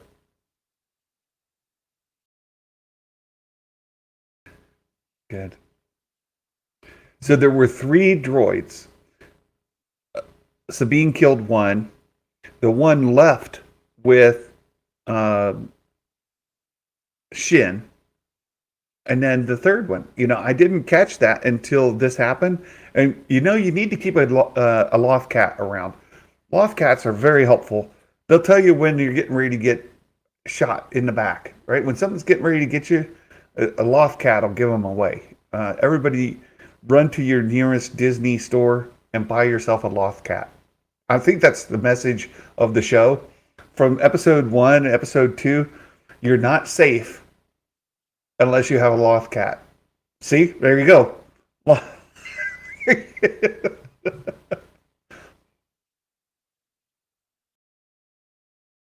was hoping you were still here. Larry, Curly, and Mo. No, the Three Stooges were in a Phantom Menace at the pod racing. There's the helmet. Now, this also fits in perfectly with Sabine. That's what else I wanted to mention. Sabine is actually responsible for developing the technology that ended up devastating Mandalore. Sabine is has very high proficiency with technology. She's an inventor. She's an innovator. She is highly, highly technically capable.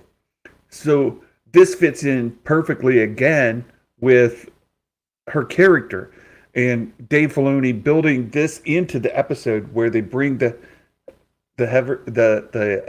head here, and you notice Hu Yang says, "Oh, that's very clever." Of course, she knows technology, so her having this role, perfect, absolutely perfect. Good job, Dave.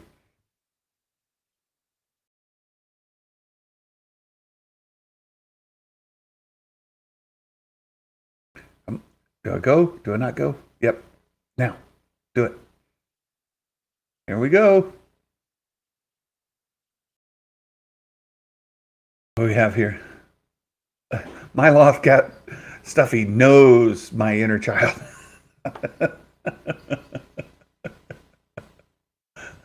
Yeah, I like this too. Because you're a hologram, right? When I watched it last night, and and Hera says, "Oh, I'm not worried. Yeah, you're not a hologram." I laughed at that. My wife and I both thought that was a good line. Well, you're a hologram, of course. Duh.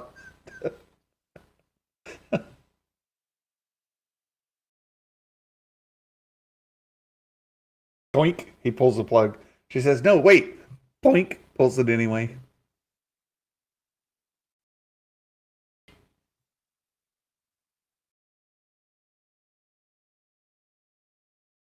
Aurelia. Dang.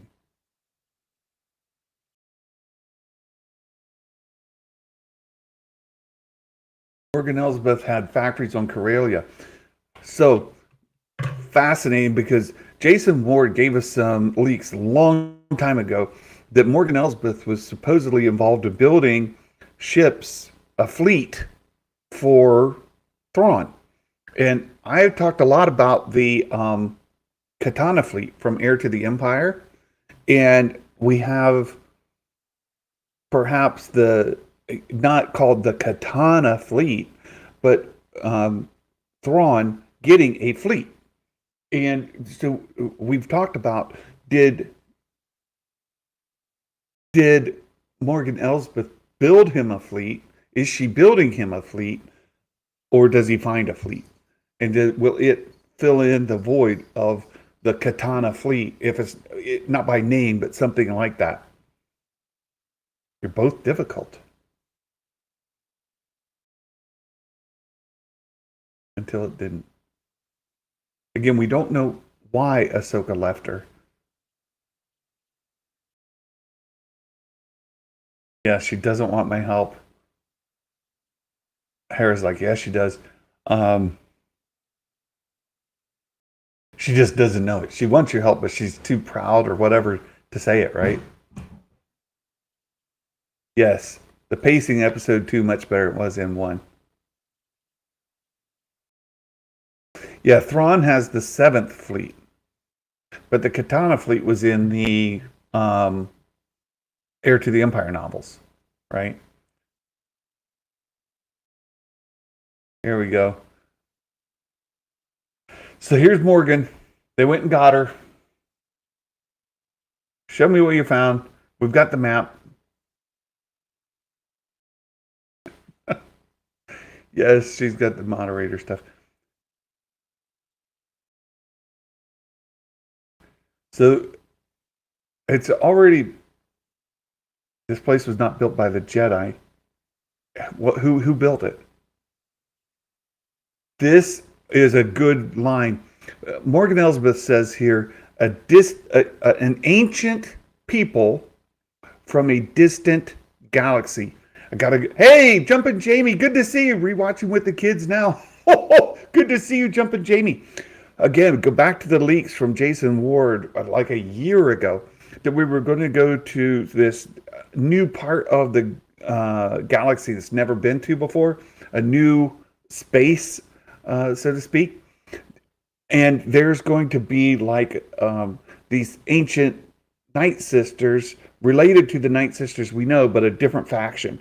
Either they originated from this new space area and came to this, or there was some sort of division on Dathomir and some people went there. Probably the other way around when she says about ancient people from a distant universe. Are the Night Sisters origin universe. And what we get here is this universe, the one where we are now. This is a map back home for the Night Sisters. Why does this map exist? This map exists because it's a map back home to the Night Sisters. This is where we came from. There was talk about, well, how did they have this map to Thrawn? And you notice here the Purgle. That's our destination. It's where Grand Admiral Thrawn has vanished. Pathway to Peridia.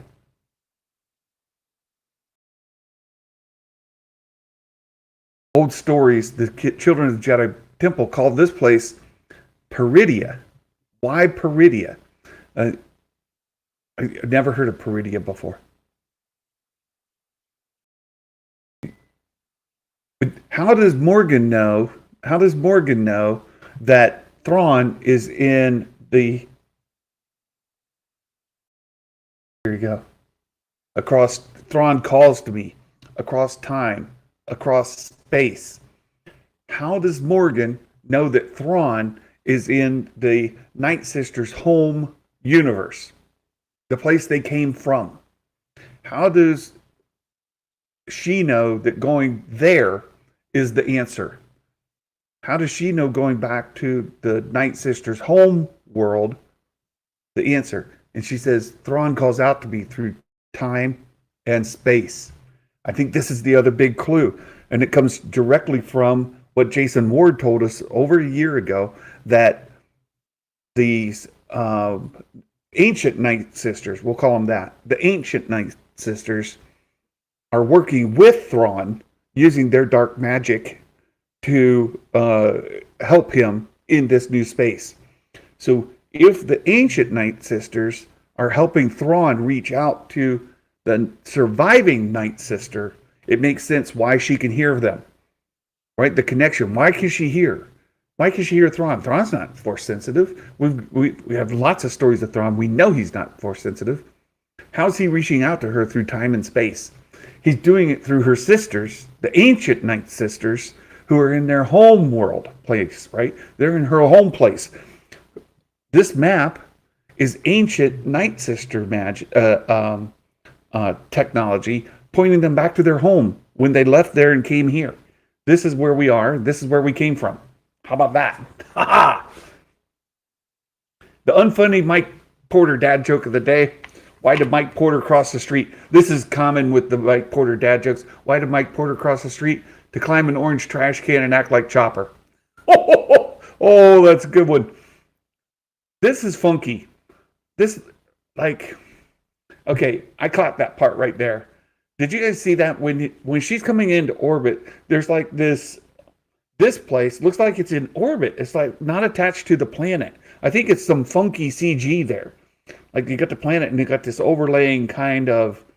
Uh, it almost looks like a space station. It's not really attached to the planet. It's like hovering there, and then she comes in and it's in the water. Some weird CG right there. That was odd to me.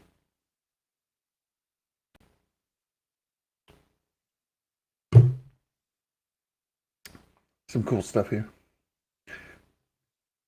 So you see right back there, there's the Phantom 2 that attaches to our Ghost, the Ghost, which right now has passed the funding for the first release of Ezra Bridger. I thought it was an orbiting construction station. Yeah, it looks odd. I'm gonna have to go back and watch it in like slow motion and really look at it because it's like either the CG's off or something. Like it's weird looking. Yeah, it's weird looking. And there's Chopper.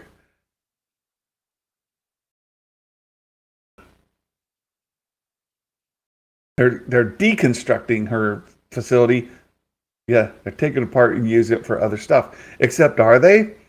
They seem to still be, and this is after the fact, of course, but they still seem to be loyal to Morgan because they're taking these parts and sending it to to other projects she's working on.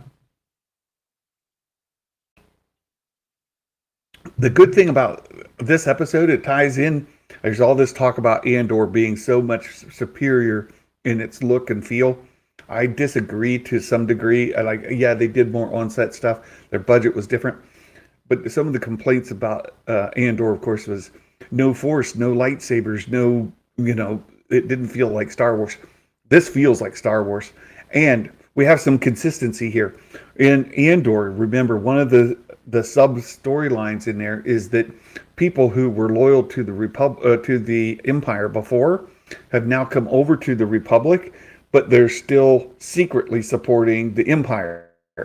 Same thing, the exact same thing's happening here, where you get people who are on the surface level working for the New Republic, but still loyal to the Empire and still working on covert projects that support the remnants of the Empire. Here you go. You consider bringing Sabine back? She says, maybe we're past it. This line comes in important. Think she could use some structure. So could you. She's not ready. Ahsoka says she's not ready. Then Hera says, well, how do you know? How do you know what makes somebody ready? Ahsoka says, you just know. She says, well, how do... Yeah, and so do they. You just know. And so do they. Hera thinks about it. That line that was said right there is directly used at the end of the show. They did a great job. The writing in here is pretty tight, right? That you include that line here to use it later. There you go. Sabine's got a little scar. That's what happens when you get stabbed through. You get a little scar, right? Yeah, Hera's the moral compass of the show. Yes, I'm excited about they're releasing some of this Disney Plus content on physical media. I think that's going to be huge. Here we go. Ezra built the lightsaber. Since he gave it to you, then you made your modifications to it. That makes this your lightsaber now. There was some talk earlier about when this was shown in some displays, it says Sabine Wren's lightsaber. And like, wait a minute. Yeah, this was a good line too. I laughed at it, and my wife laughed at it too last night when we saw it. Your repairs are complete. Justice for Qui-Gon. Well, to be fair, Qui-Gon was shot through with a No, there's no explaining it. There's irrelevant. I like that. She says it's very relevant. Was that part of the plan, or did she just come here because Hera said so? Was she going to say anything? Was she going to? Did she think about me at all? He's like, that's completely irrelevant. The point is, like, how she got to where she is isn't relevant. What's relevant is she's here, and Sabine's wanting to bring it up and say, well, you got to think Qui-Gon was probably probably died from a broken heart. He was so sad that Obi-Wan killed or Obi-Wan sliced Maul in half, but he didn't kill him, and that made Qui-Gon sad. Obi-Wan, you could have killed him, but you only cut him in half. So he was uh, your aptitude for the Force would fall short of them all. Obi-Wan, you could have killed him. I'm so I'm so sad that you didn't kill Maul that I just can't live. I just, if only Qui-Gon had a back to blankie.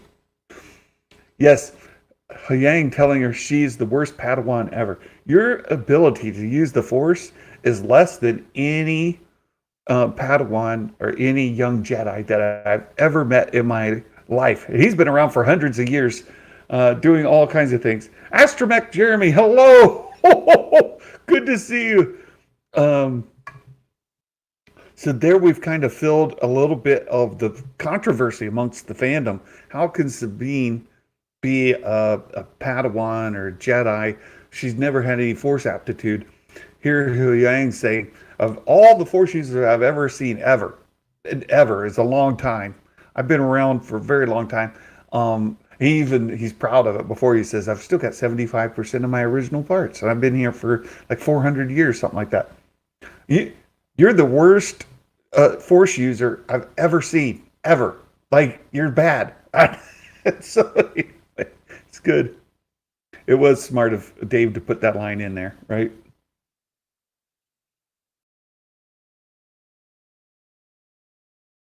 It's classified. I'm unclassifying it. I want to say something. I'm not going to. Look, this is Santa being good. I'm behaving. I'm authorizing it.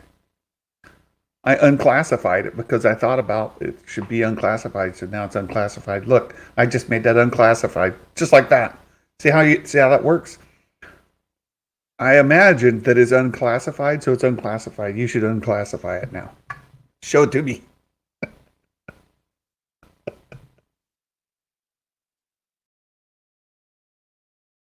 No HK droids? Assassin droids? We don't need assassin droids here. We got no assassin droids. No. Oh.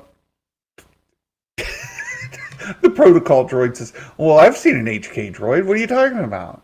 What do you mean there's none? I saw one just 5 rotations ago, 5 days ago. Just a couple days ago, there was. Why didn't you tell me about it? Yes, the call out to an SSD. That's good. Oh, stop the ship. Here we go. Things escalate quickly. This is where this for the Empire. Oh, you lost a hand. You lose a hand. This guy was shot. There's a kill. Did we see a kill? Yep, the dude was shot. He's dead. And I love this too. He peeks up from behind the droid. Is it safe out there? So good. So good.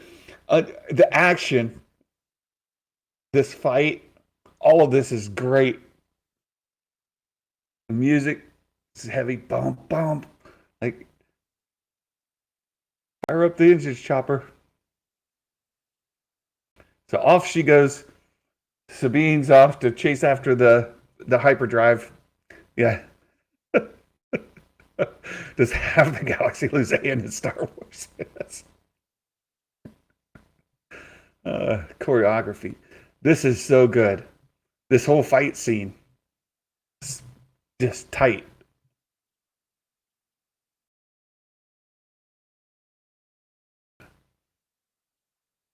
And I was watching for Ahsoka to do the reverse grip.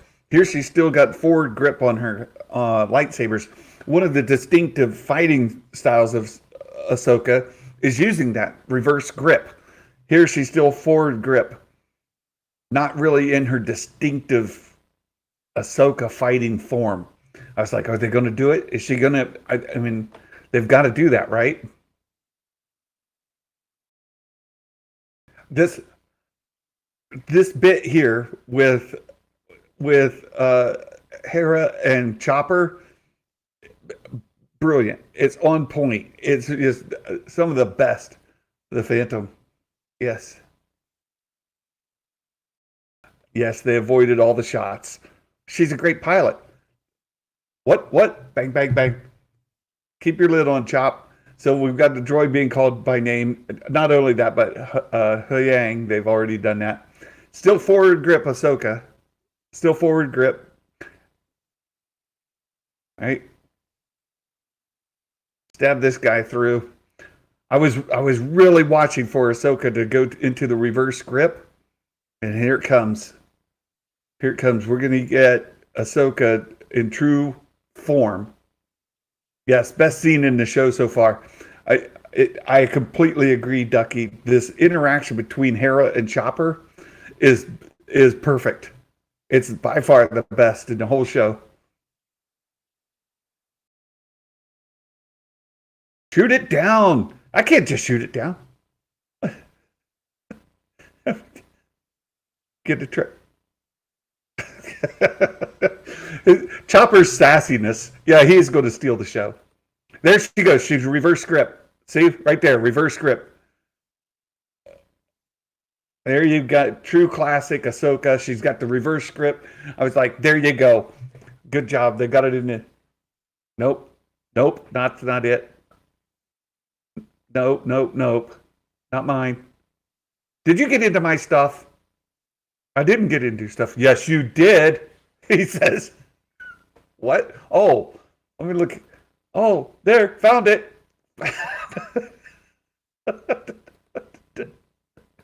And I liked last night when I was watching it, I would translate for Chopper.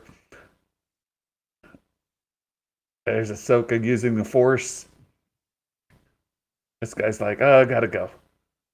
She anticipated the lightsaber toss there. She chases through.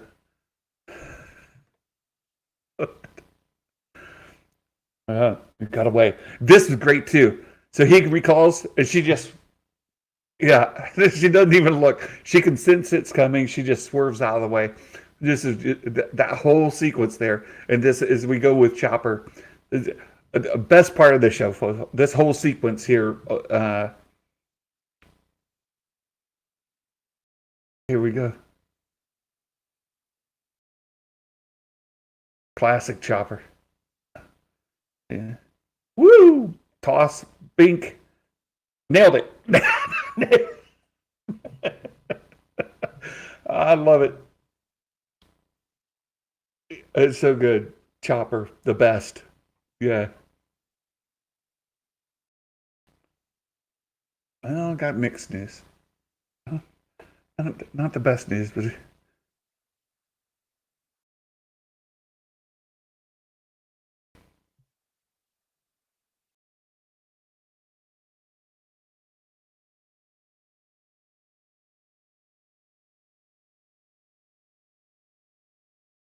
I'm back again.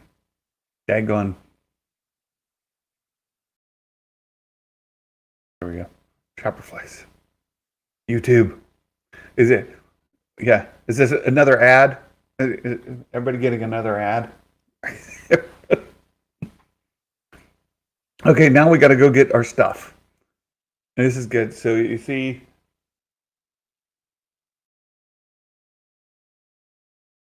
there she's got to get her Mando gear out.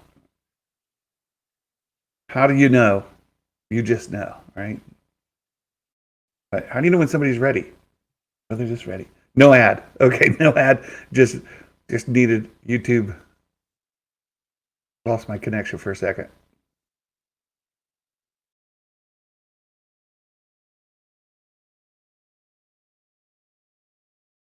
Yeah, Chopper. Chopper. And you get the helmet out. Some people were complaining about this scene a little bit being too much of the Canaan, right? Stealing from Canaan. I think again, it's a nice poetry. It rhymes scene. It's not the same, but it serves really well. It's great. No complaints with this scene whatsoever.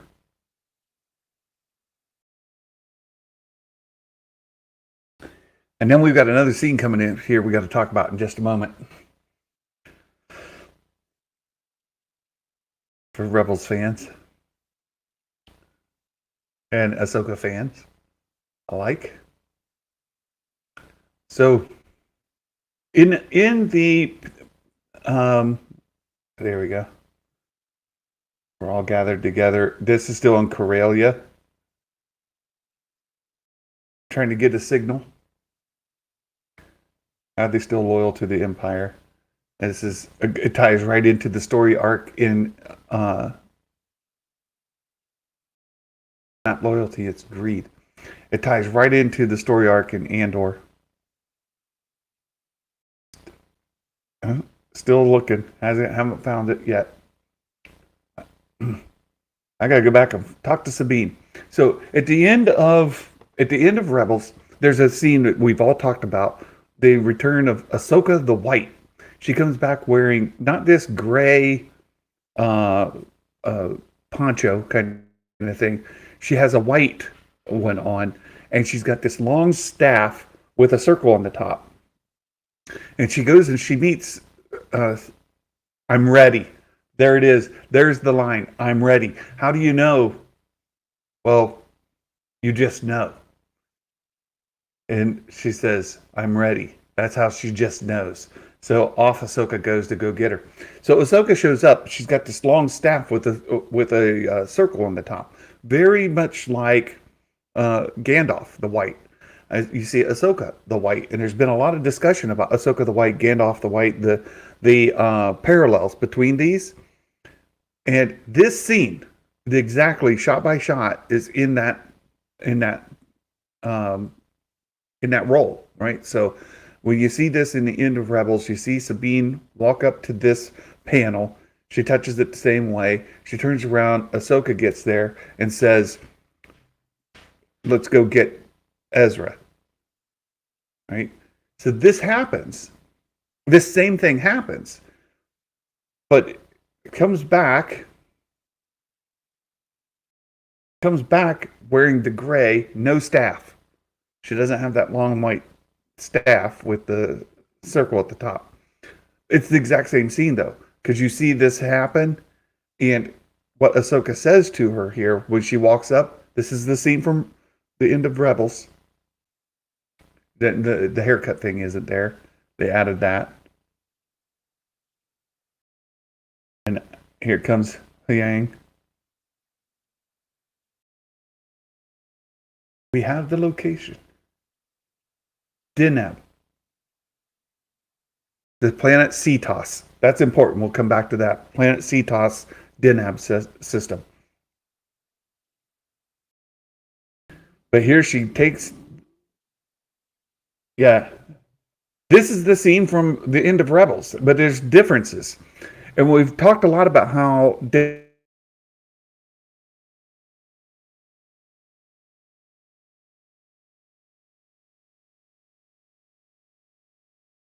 lightsaber.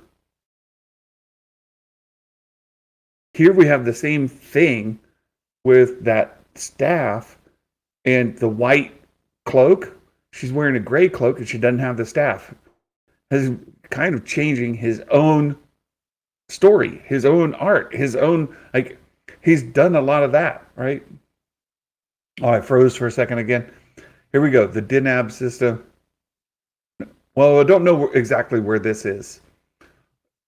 We don't know exactly where this is, but this is we saw this in the trailer, and then brought this hyperspace engine. This is key, and this thing's huge, right? It's enormous. We got that bridge. This is from the concept art. We assumed it was a ship. It's this ring. This ring has this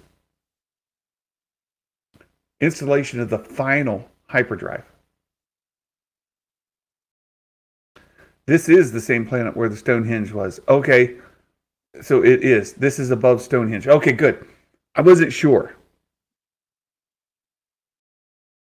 Yeah, did he retcon his own story? Because she's not Ahsoka the White here. She's still Ahsoka the Gray.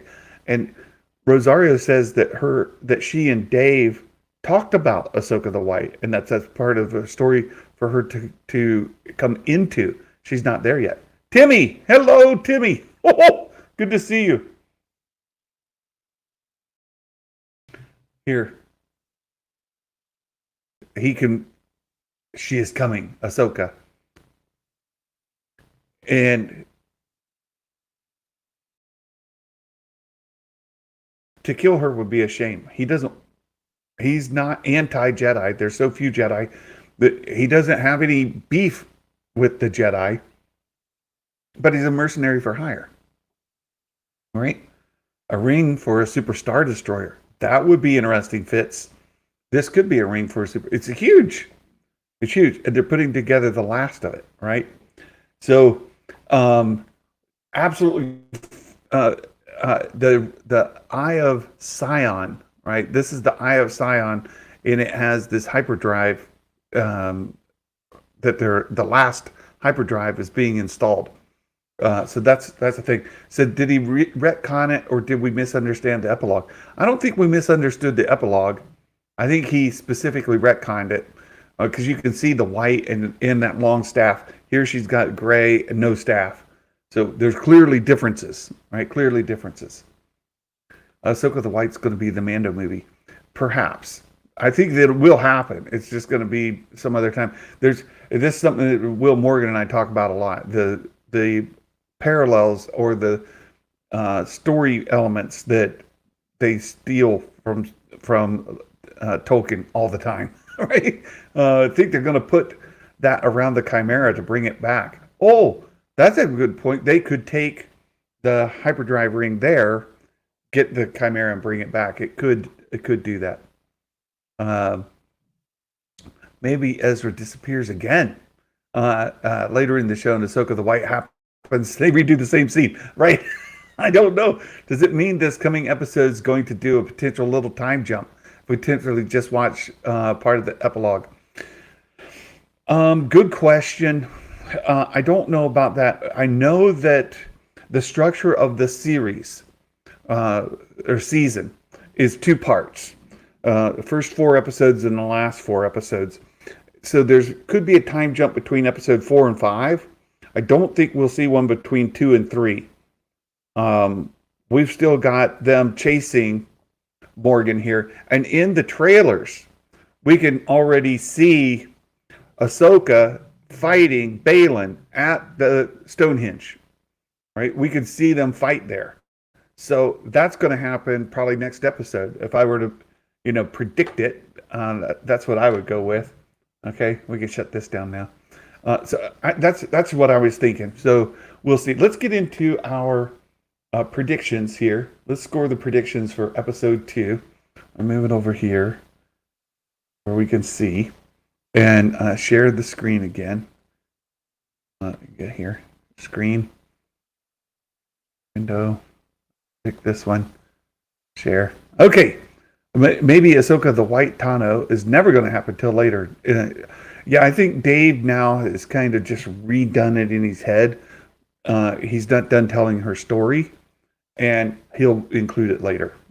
How do you rate this episode? I'm going to... so I upped the last one from 6.5 to 8.5. I had the last one at 7, and I'm going to bump this to 9. So both of them bumped 2 points for me. 2 points. 6.5 to 8.5, and from 7 to 9. That's how I rate these two episodes. So let's take a look here. Our predictions. Predictions. Someone will say, "May the Force be with you." Did we? Fits 9.02. KG. Did somebody say, "May the Force be with you" in episode 2? I'm trying to remember. Episode 2. I think so, but I'm not sure. And at this point, I don't have memory of it. It's a sense. So you guys tell me, did you hear "May the Force be with you" in episode 2? But I'll go past that. We'll come back to it. Someone will be killed, non-droid. Matt says I'm 7.5 for both episodes. Oh, fantastic. Someone will be killed, non-droid. Yes, we did see that. No Force be with you in episode 2. Okay.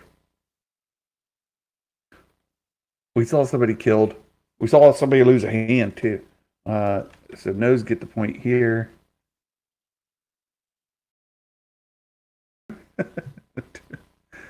Yeah, if you're raising the bar too high, a truly great episode comes out, your scores will jumble up. Yeah. Well, I'm still leaving room, right? Still leaving room. A droid will be referred to by name. Yes, we had Chopper and Huyang. So, yes, this will probably be yes for the whole series now that we have Huyang and Chopper as part of it. There may be one episode that doesn't, but that'll be it. A ship fires upon another ship. Indeed, that did happen. Ducky says 6.5, 7, still fair to me. It is fair. I give you that. Yeah. Yes, this is get the point here. Match. Replace all. See inside a hyperspace tunnel. No, son of a gun. I thought they were going to, like we see there, they jump. You see it like stretch and then boom, gone. Right?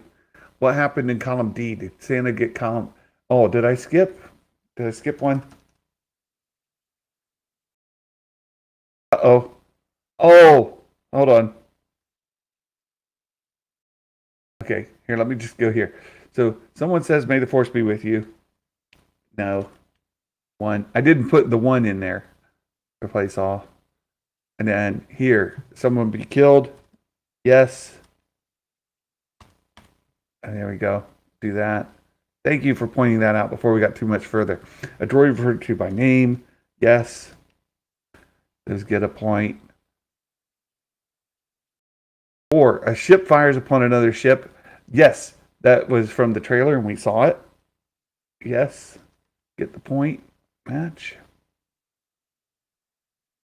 See the inside of hyperspace tunnel? No. We almost did, but right when it went to happen, it let the ship go, and we didn't go inside the tunnel. We just saw the star lines like zap, and then the pseudo motion, boom, gone, and it cut off. So no, we didn't. Made me sad. I saw that last night. I was like, oh no. Lightsabers cross. Yes. Yes, we had a lightsaber duel. It was a spectacular lightsaber duel. A named character from another show, movie, book, or comic appears.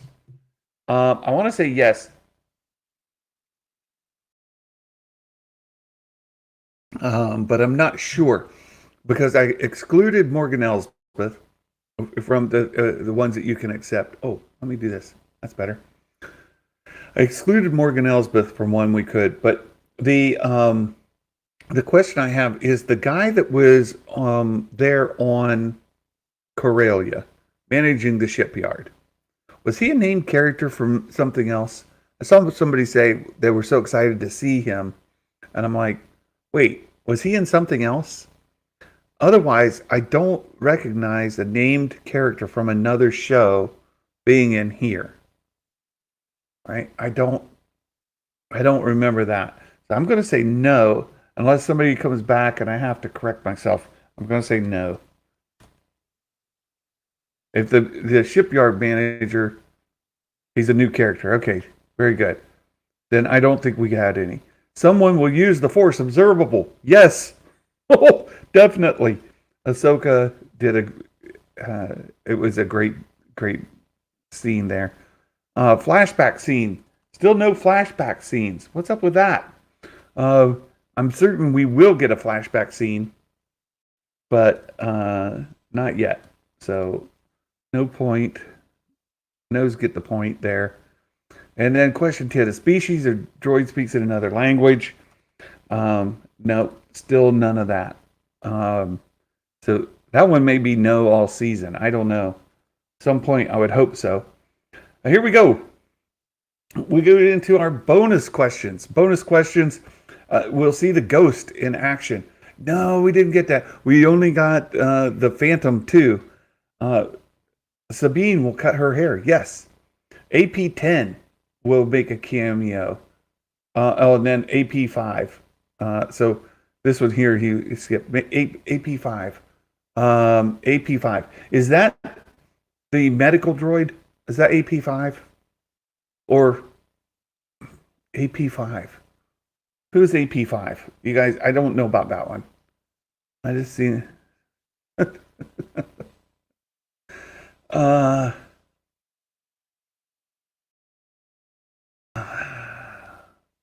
a droid that was singing.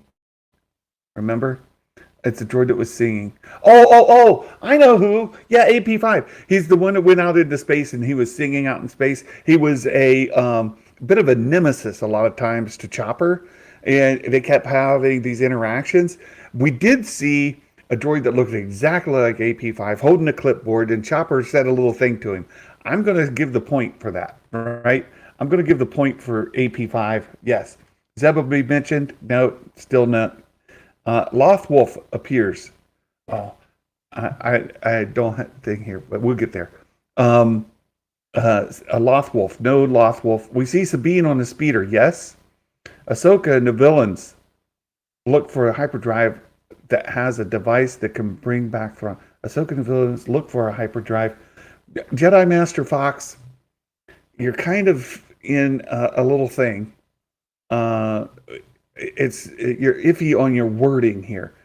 There is a hyperdrive that they chase, and then that hyperdrive is going to be part of a device that brings back Thrawn. So I'm going to give you a point just because you're so close. Ahsoka's friend finds a Jedi temple. Nope. Finn Rao is mentioned. No. Hologram of Ezra. Not this episode, Fitz. Oh no, Fitz didn't get the point. Corellia, yes. Novak, Anakin will refer to Ahsoka snips. Still no. A creature non-humanoid will be killed. Oh, there you go. Ducky with the non-humanoid species being killed. No, we didn't see that. Yeah, I know. No totals. We'll add the totals here in a second. Sabine paints something. Nope. But that's a really good guess. We see a lot of Sabine's painting, but we don't see her painting something, right? Ahsoka has a moment of reflection. Yes, Dawn, I'll give you the point. Baymax, a 2-1B medical droid will treat or heal Sabine. Took that straight from the trailer, Baymax. Yes, Brian Kelly. Hey, we used to have a meteorologist here, Brian Kelly. Same Brian Kelly? That'd be cool. Corellia appears. Yes. Bouncing Birdie. Here we jump at Jamie's daughter. Bouncing Birdie. A new species or creature will be in this episode. Oh, did we say something new? Did we see something new? Did Sabine change her armor? I know she didn't paint on the screen. It was different. I think it's mainly like it was last time we saw it. But she didn't paint something in the episode. A new species or creature. Did we see a new species? There were some there were some milling about here and there, but I'd have to go back to see if there was a new one. I'm going to give the point just because there are other species, right? We learned some new lore about the Jedi, Sith, or Night Sisters. Oh, you put Night Sisters in there. Good job, Stephen Murphy. Yes, we did. Sabine gets in a lightsaber battle. That was the last episode. Chopper kills. Making StarWars.net. Jason Ward. Chopper kills. No, he didn't kill, but he tagged that other ship. Ahsoka and Sabine argue. Brian Stone. Yes. Ezra's mentioned. Yes. We visit Corellia. Yes. See, now this, I changed this one yesterday because Matt Risman said, the Loft Cat, you probably put that in the wrong episode. And I was like, oh, you know what? I probably did. So I changed this to We Visit Corellia. So I changed that right after Matt Risman said, you probably put the wrong thing in. I could have left it. I could have left it as Loft Cat. I still would have got it right. Timo, there will be an explosion. That was in episode 1. The little bombs, like as the Phantom 2 is chasing the hyperdrive ship. I don't think that counts as a bomb. No other bombs. Zeb, no. Hera in the Ghost and the Ghost in battle. No, it's the Phantom. Oh no. Sabine chops off her hair. Yes. Peter Griffin, no bonus point. Anakin, no, not yet. Vanessa. Sabine will appear in the episode. Yes, so you get the point. Now I got to put the totals in. So let's see, equal sum, and then C2 to N2. That's how you write formulas in Excel. Yep, we'll take all of them. And so, we got some really strong scores. How did Santa do, first of all? We got to go down and look. 7. 7 is the point to meet or beat. Oh, look, somebody got to see. Is the 5 still a possibility? Yes, it is. But it can't come from the trailer or a leak. So 5 points is still possible for a true guess. So 7 is the meet or beat. We have some. So let's see who gets on the Wall of Fame. Seth Nico, and put it on the right one, on the second one. Sheev the Wise with 8 points gets onto the Wall of Fame. Sam the Sham, 8 points onto the Wall of Fame. Jedi Master Fox, oops, I missed. Jedi Master Fox gets onto the Wall of Fame here. Brett Phillips onto the Wall of Fame. Mike Yaney, congratulations, Mike. Ducky Momo with 8 points. Oh, made it onto the Wall of Fame. And then look here, we got 2 perfect 10s. Baymax gets it with the bonus point, that 1 pointer added on there. Brian Kelly with a perfect 10. Good job, Brian Kelly, my meteorologist guy. I don't know if that's the same Brian Kelly, probably not. But anyway, I say that.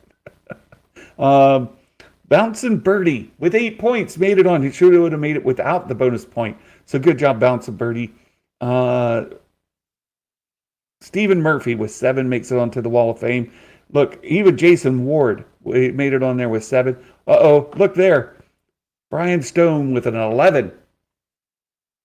Brian Stone, congratulations. Our first 11. First person to get above 10. Fantastic. Let's see. Let me highlight the last of these. I see some questions. There's Santa with 7. That's me. Corlo Wren, 8. Made it onto the Wall of Fame. 2 more. Vanessa Floria, my good friend Vanessa. Congratulations, Vanessa. And then CCG03 with 9. So we got a lot of folks made it onto the Wall of Fame with episode 2. I'll be putting these together and then posting them a little bit later in the day so you guys can see how that all went. Right? So let's see. I wonder if loft cats puke a lot. Good question. Good question. I'm sure the last one big one, at least one big. Oh, I kind of blipped out again, didn't I? I'm sure at least one big got stepped on in the episode. Give me that creature point. What ducky? What a ducky? A creature non-humanoid to be killed. No, I'm not giving you a point. No, a bug, one bug. No, the real question for you in the chat is, how did the normal people react to these episodes that we're watching? My sister and brother-in-law both understood just fine. So here we go. I'm going to tell you guys what my wife said. My wife watched it with me last night, and as I said, I didn't explain anything to her as we were watching. I just let it come as it went. And we get done with it. She goes, "That was okay. It was okay." She said, "I definitely like the Mandalorian better than this show." I said, "I think maybe I like Boba Fett better than this one too." Here's my wife. She said, but this could get better. It's not bad. So there you go. I know how people are about Boba Fett. So there's that. Um, there you go. RF Gaming posted some reaction from Star Wars fans that aren't online. Uh, yeah, my wife doesn't know this stuff. I didn't explain it to her, but she thought it was okay. Let me get to Mike Porter dad joke before I forget, because he did another fantastic Star Wars tied in with our Ahsoka series. He says, "What flying machine do you get when you combine a Twi'lek and a droid?" Well, a Hera chopper. Uh, That's a Hera chopper. Mike Porter, thank you for the dad joke. You guys, Mandalorian's most accessible to everyone. Fair. Yeah, I think that's true. I can't wait to show it to my normie sister. The thing about this Ahsoka series, just kind of closing thoughts here before we start to put everything up, is I think it did a fantastic job of staying to our characters that we've had established so far. Dave did a great job with Sabine in episode 1 and 2, staying true to her character from Rebels. I think that what we see with Hera being a mom-like figure stays true to Rebels, because in Rebels, Ezra and Sabine are a lot younger, and so she kind of is motherly towards them. She also has to reprimand Zeb and Ezra when they're being naughty. So those kind of things happen. I think all of that. What do you call a cat that lives in an apartment? I'm ready. I'm ready, Sam. A loft cat. Oh, good one. Good one. A loft cat. That's a good Mike Porter level dad joke. That was good. So I think it's true for folks who are big Star Wars fans, have been Star Wars fans, kind of wading deep into the waters of Star Wars fandom. Those who are more than just surface level fans, then I would say that the series did a really good job of hitting beats that are true to Star Wars. Right? You get all the Star Warsy kind of things: lightsabers, the Force, battles in space, ships shooting upon ships. You got a clear distinction of good guys, bad guys. You get the droids, the droid comedy that came all the way back from A New Hope with C-3PO and R2-D2 arguing. All of the things are there. You get nice representation of alien species, for sure, with Ahsoka and Hera, especially featured in the show. So for fans of Star Wars, beyond just surface level fans, I think it does all the Star Wars. For folks who are deep in the deep waters of Star Wars and have been following all the things from animation, novels, and more, this does a very good job as well. The only flaws that I would attribute to it come from its use of the volume. Just to put it that way, like the shooting techniques, the things that are for direct to streaming, direct to consumer, are clearly different than they are for feature films. For our big budget films, you can just see, like, from scene to scene, the camera quality or whatever is not quite the same. Like the sets and the stuff aren't at the same level that we got in our feature films. Of course, we haven't seen a feature film lean into the volume, so there's that. But that would be the only knock I would have on it. From the scene swipes, the opening crawl, everything in it, Star Wars from front to end, all there. So I think this is going really, really well. You can't really fault the music. It's not John Williams, but it's strong. The Kiner brothers are killing it with the score. This is they followed the recipe, right? They followed the Star Wars recipe, and they made good Star Wars. If you follow the recipe, that's what most fans want. Is this the level of Star Wars that will redeem Disney to many fans, or redeem Lucasfilm post uh, post George Lucas. Will it redeem Star Wars for those fans? Maybe not. Maybe not. But for those of us that have been mixed in reception, good and bad, this show, that show, I think this show is doing what it needs to do for us. And who is us, right? So I can only speak for myself and some of you that have been here in the chat interacting with me. I think this is really good Star Wars, and I'm a very happy Star Wars fan today. So I hope that's it. Dale says, I've heard there are still people trash talking. Haters gonna hate. I saw some of that starting yesterday in some of the reviews, and I haven't been really engaged today. I've been doing my job and then prepping for the show, and then we've been here for 2.5 hours. Oh my goodness. So I imagine some of that'll come through. I saw my good friend Star Wars Meg really loved it. Josh Den and Nerds seems to have really liked it. I haven't seen Theory's reaction yet, but I would suspect it isn't bad. So I don't know. We'll see how it goes. The fandom's divided. We have different groups within the fandom, so I can only speak for myself when I kind of put these in. And as I see in the chat, well, it's only 2 episodes in. It's too early to fully judge one way or another. It took 4 episodes of Kenobi before he made a decision, and I think that's fair. And I think that, like with my wife, she's like, it was okay, but she's still holding out. She's like, okay, that'd be good. Hey, Seth says Theory loved it. Real Ben says Theory gave it a 9. Seth, Theory has it at a 9. Well, that's great.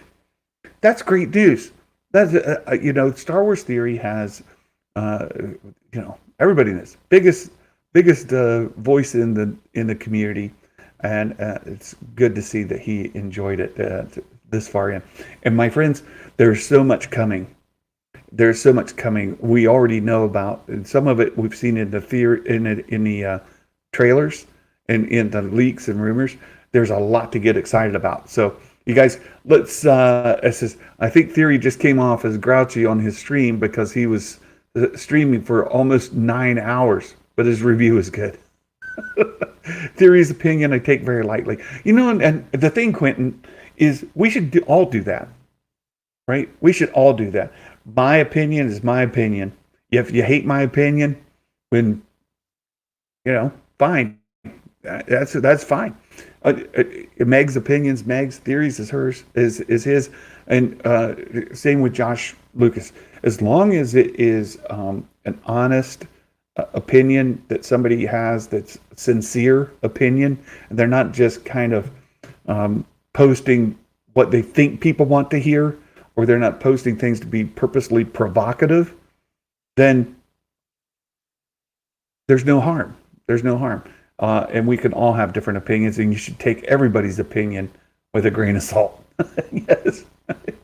Yes. You can get the opinion of millions of people or read the reactions of millions of people. So Theories and others represent cross sections of the fandom. Exactly. You can't. Yeah. No, you can't get the opinions of millions of people. Right. So some of us who have channels, we have our opinions, and that's the way it is. Gonna like what I like. Too old to deal with that drama. Amen, brother. Same here. Same here. Vanessa, good to see you as well. All right, you guys. I hope you have a wonderful day. Tomorrow we will have we're gonna do a community call-in. So those of you who are subscribed as members here, you're one of our patrons, you support the channel, either Patreon, YouTube, then we will send out a link, and you can join the show just by coming in and telling us your thoughts on these first 2 episodes of Ahsoka. How you liking it so far? Anything you would like to express? We'll do a community show tomorrow. Your voices can be heard. You can contribute to the show. And for just as little as $1 a month, you can support this channel on Discord or on Patreon. I just read Discord there. On Patreon for $1 a month. And I've got videos there that are exclusive to Patreon. You can't get anywhere else. And Patreon takes less of your money and supports the content creators themselves. So if you would be so kind to go find us on Patreon, the link to our Patreon is in the description here as well. That is the best way to support any content creator. Myself, Theory, Star Wars Meg, Jason Ward, the Bespin Bulletin. Patreon is the best way you can support any of us. So if you would be so kind to consider, just for $1 a month, you can do that. And there's all kinds of other benefits to being a patron. One is you'll have access to community streams like tomorrow. You can join us on the community stream tomorrow by being a patron. You can get exclusive content, and we have a monthly call where we get onto a Zoom and we interact with one another. We can talk. You can mention anything you like. We could talk about all kinds of things. And there's a lot of things that we talk about there that we can't talk about here. So that's a great way to support the channel. And I try to make it worth your dollar. I really do. I try my best to make it worth your dollar to support this channel. And it means a lot to me. It helps me to do what I'm doing. So thank you all so much for being here today. I hope you have a wonderful day. I can't wait to see episode 3 and to talk to you all tomorrow. And until then, my friends, ho, ho, ho, Merry Christmas, and may the Force be with you always. Bye-bye.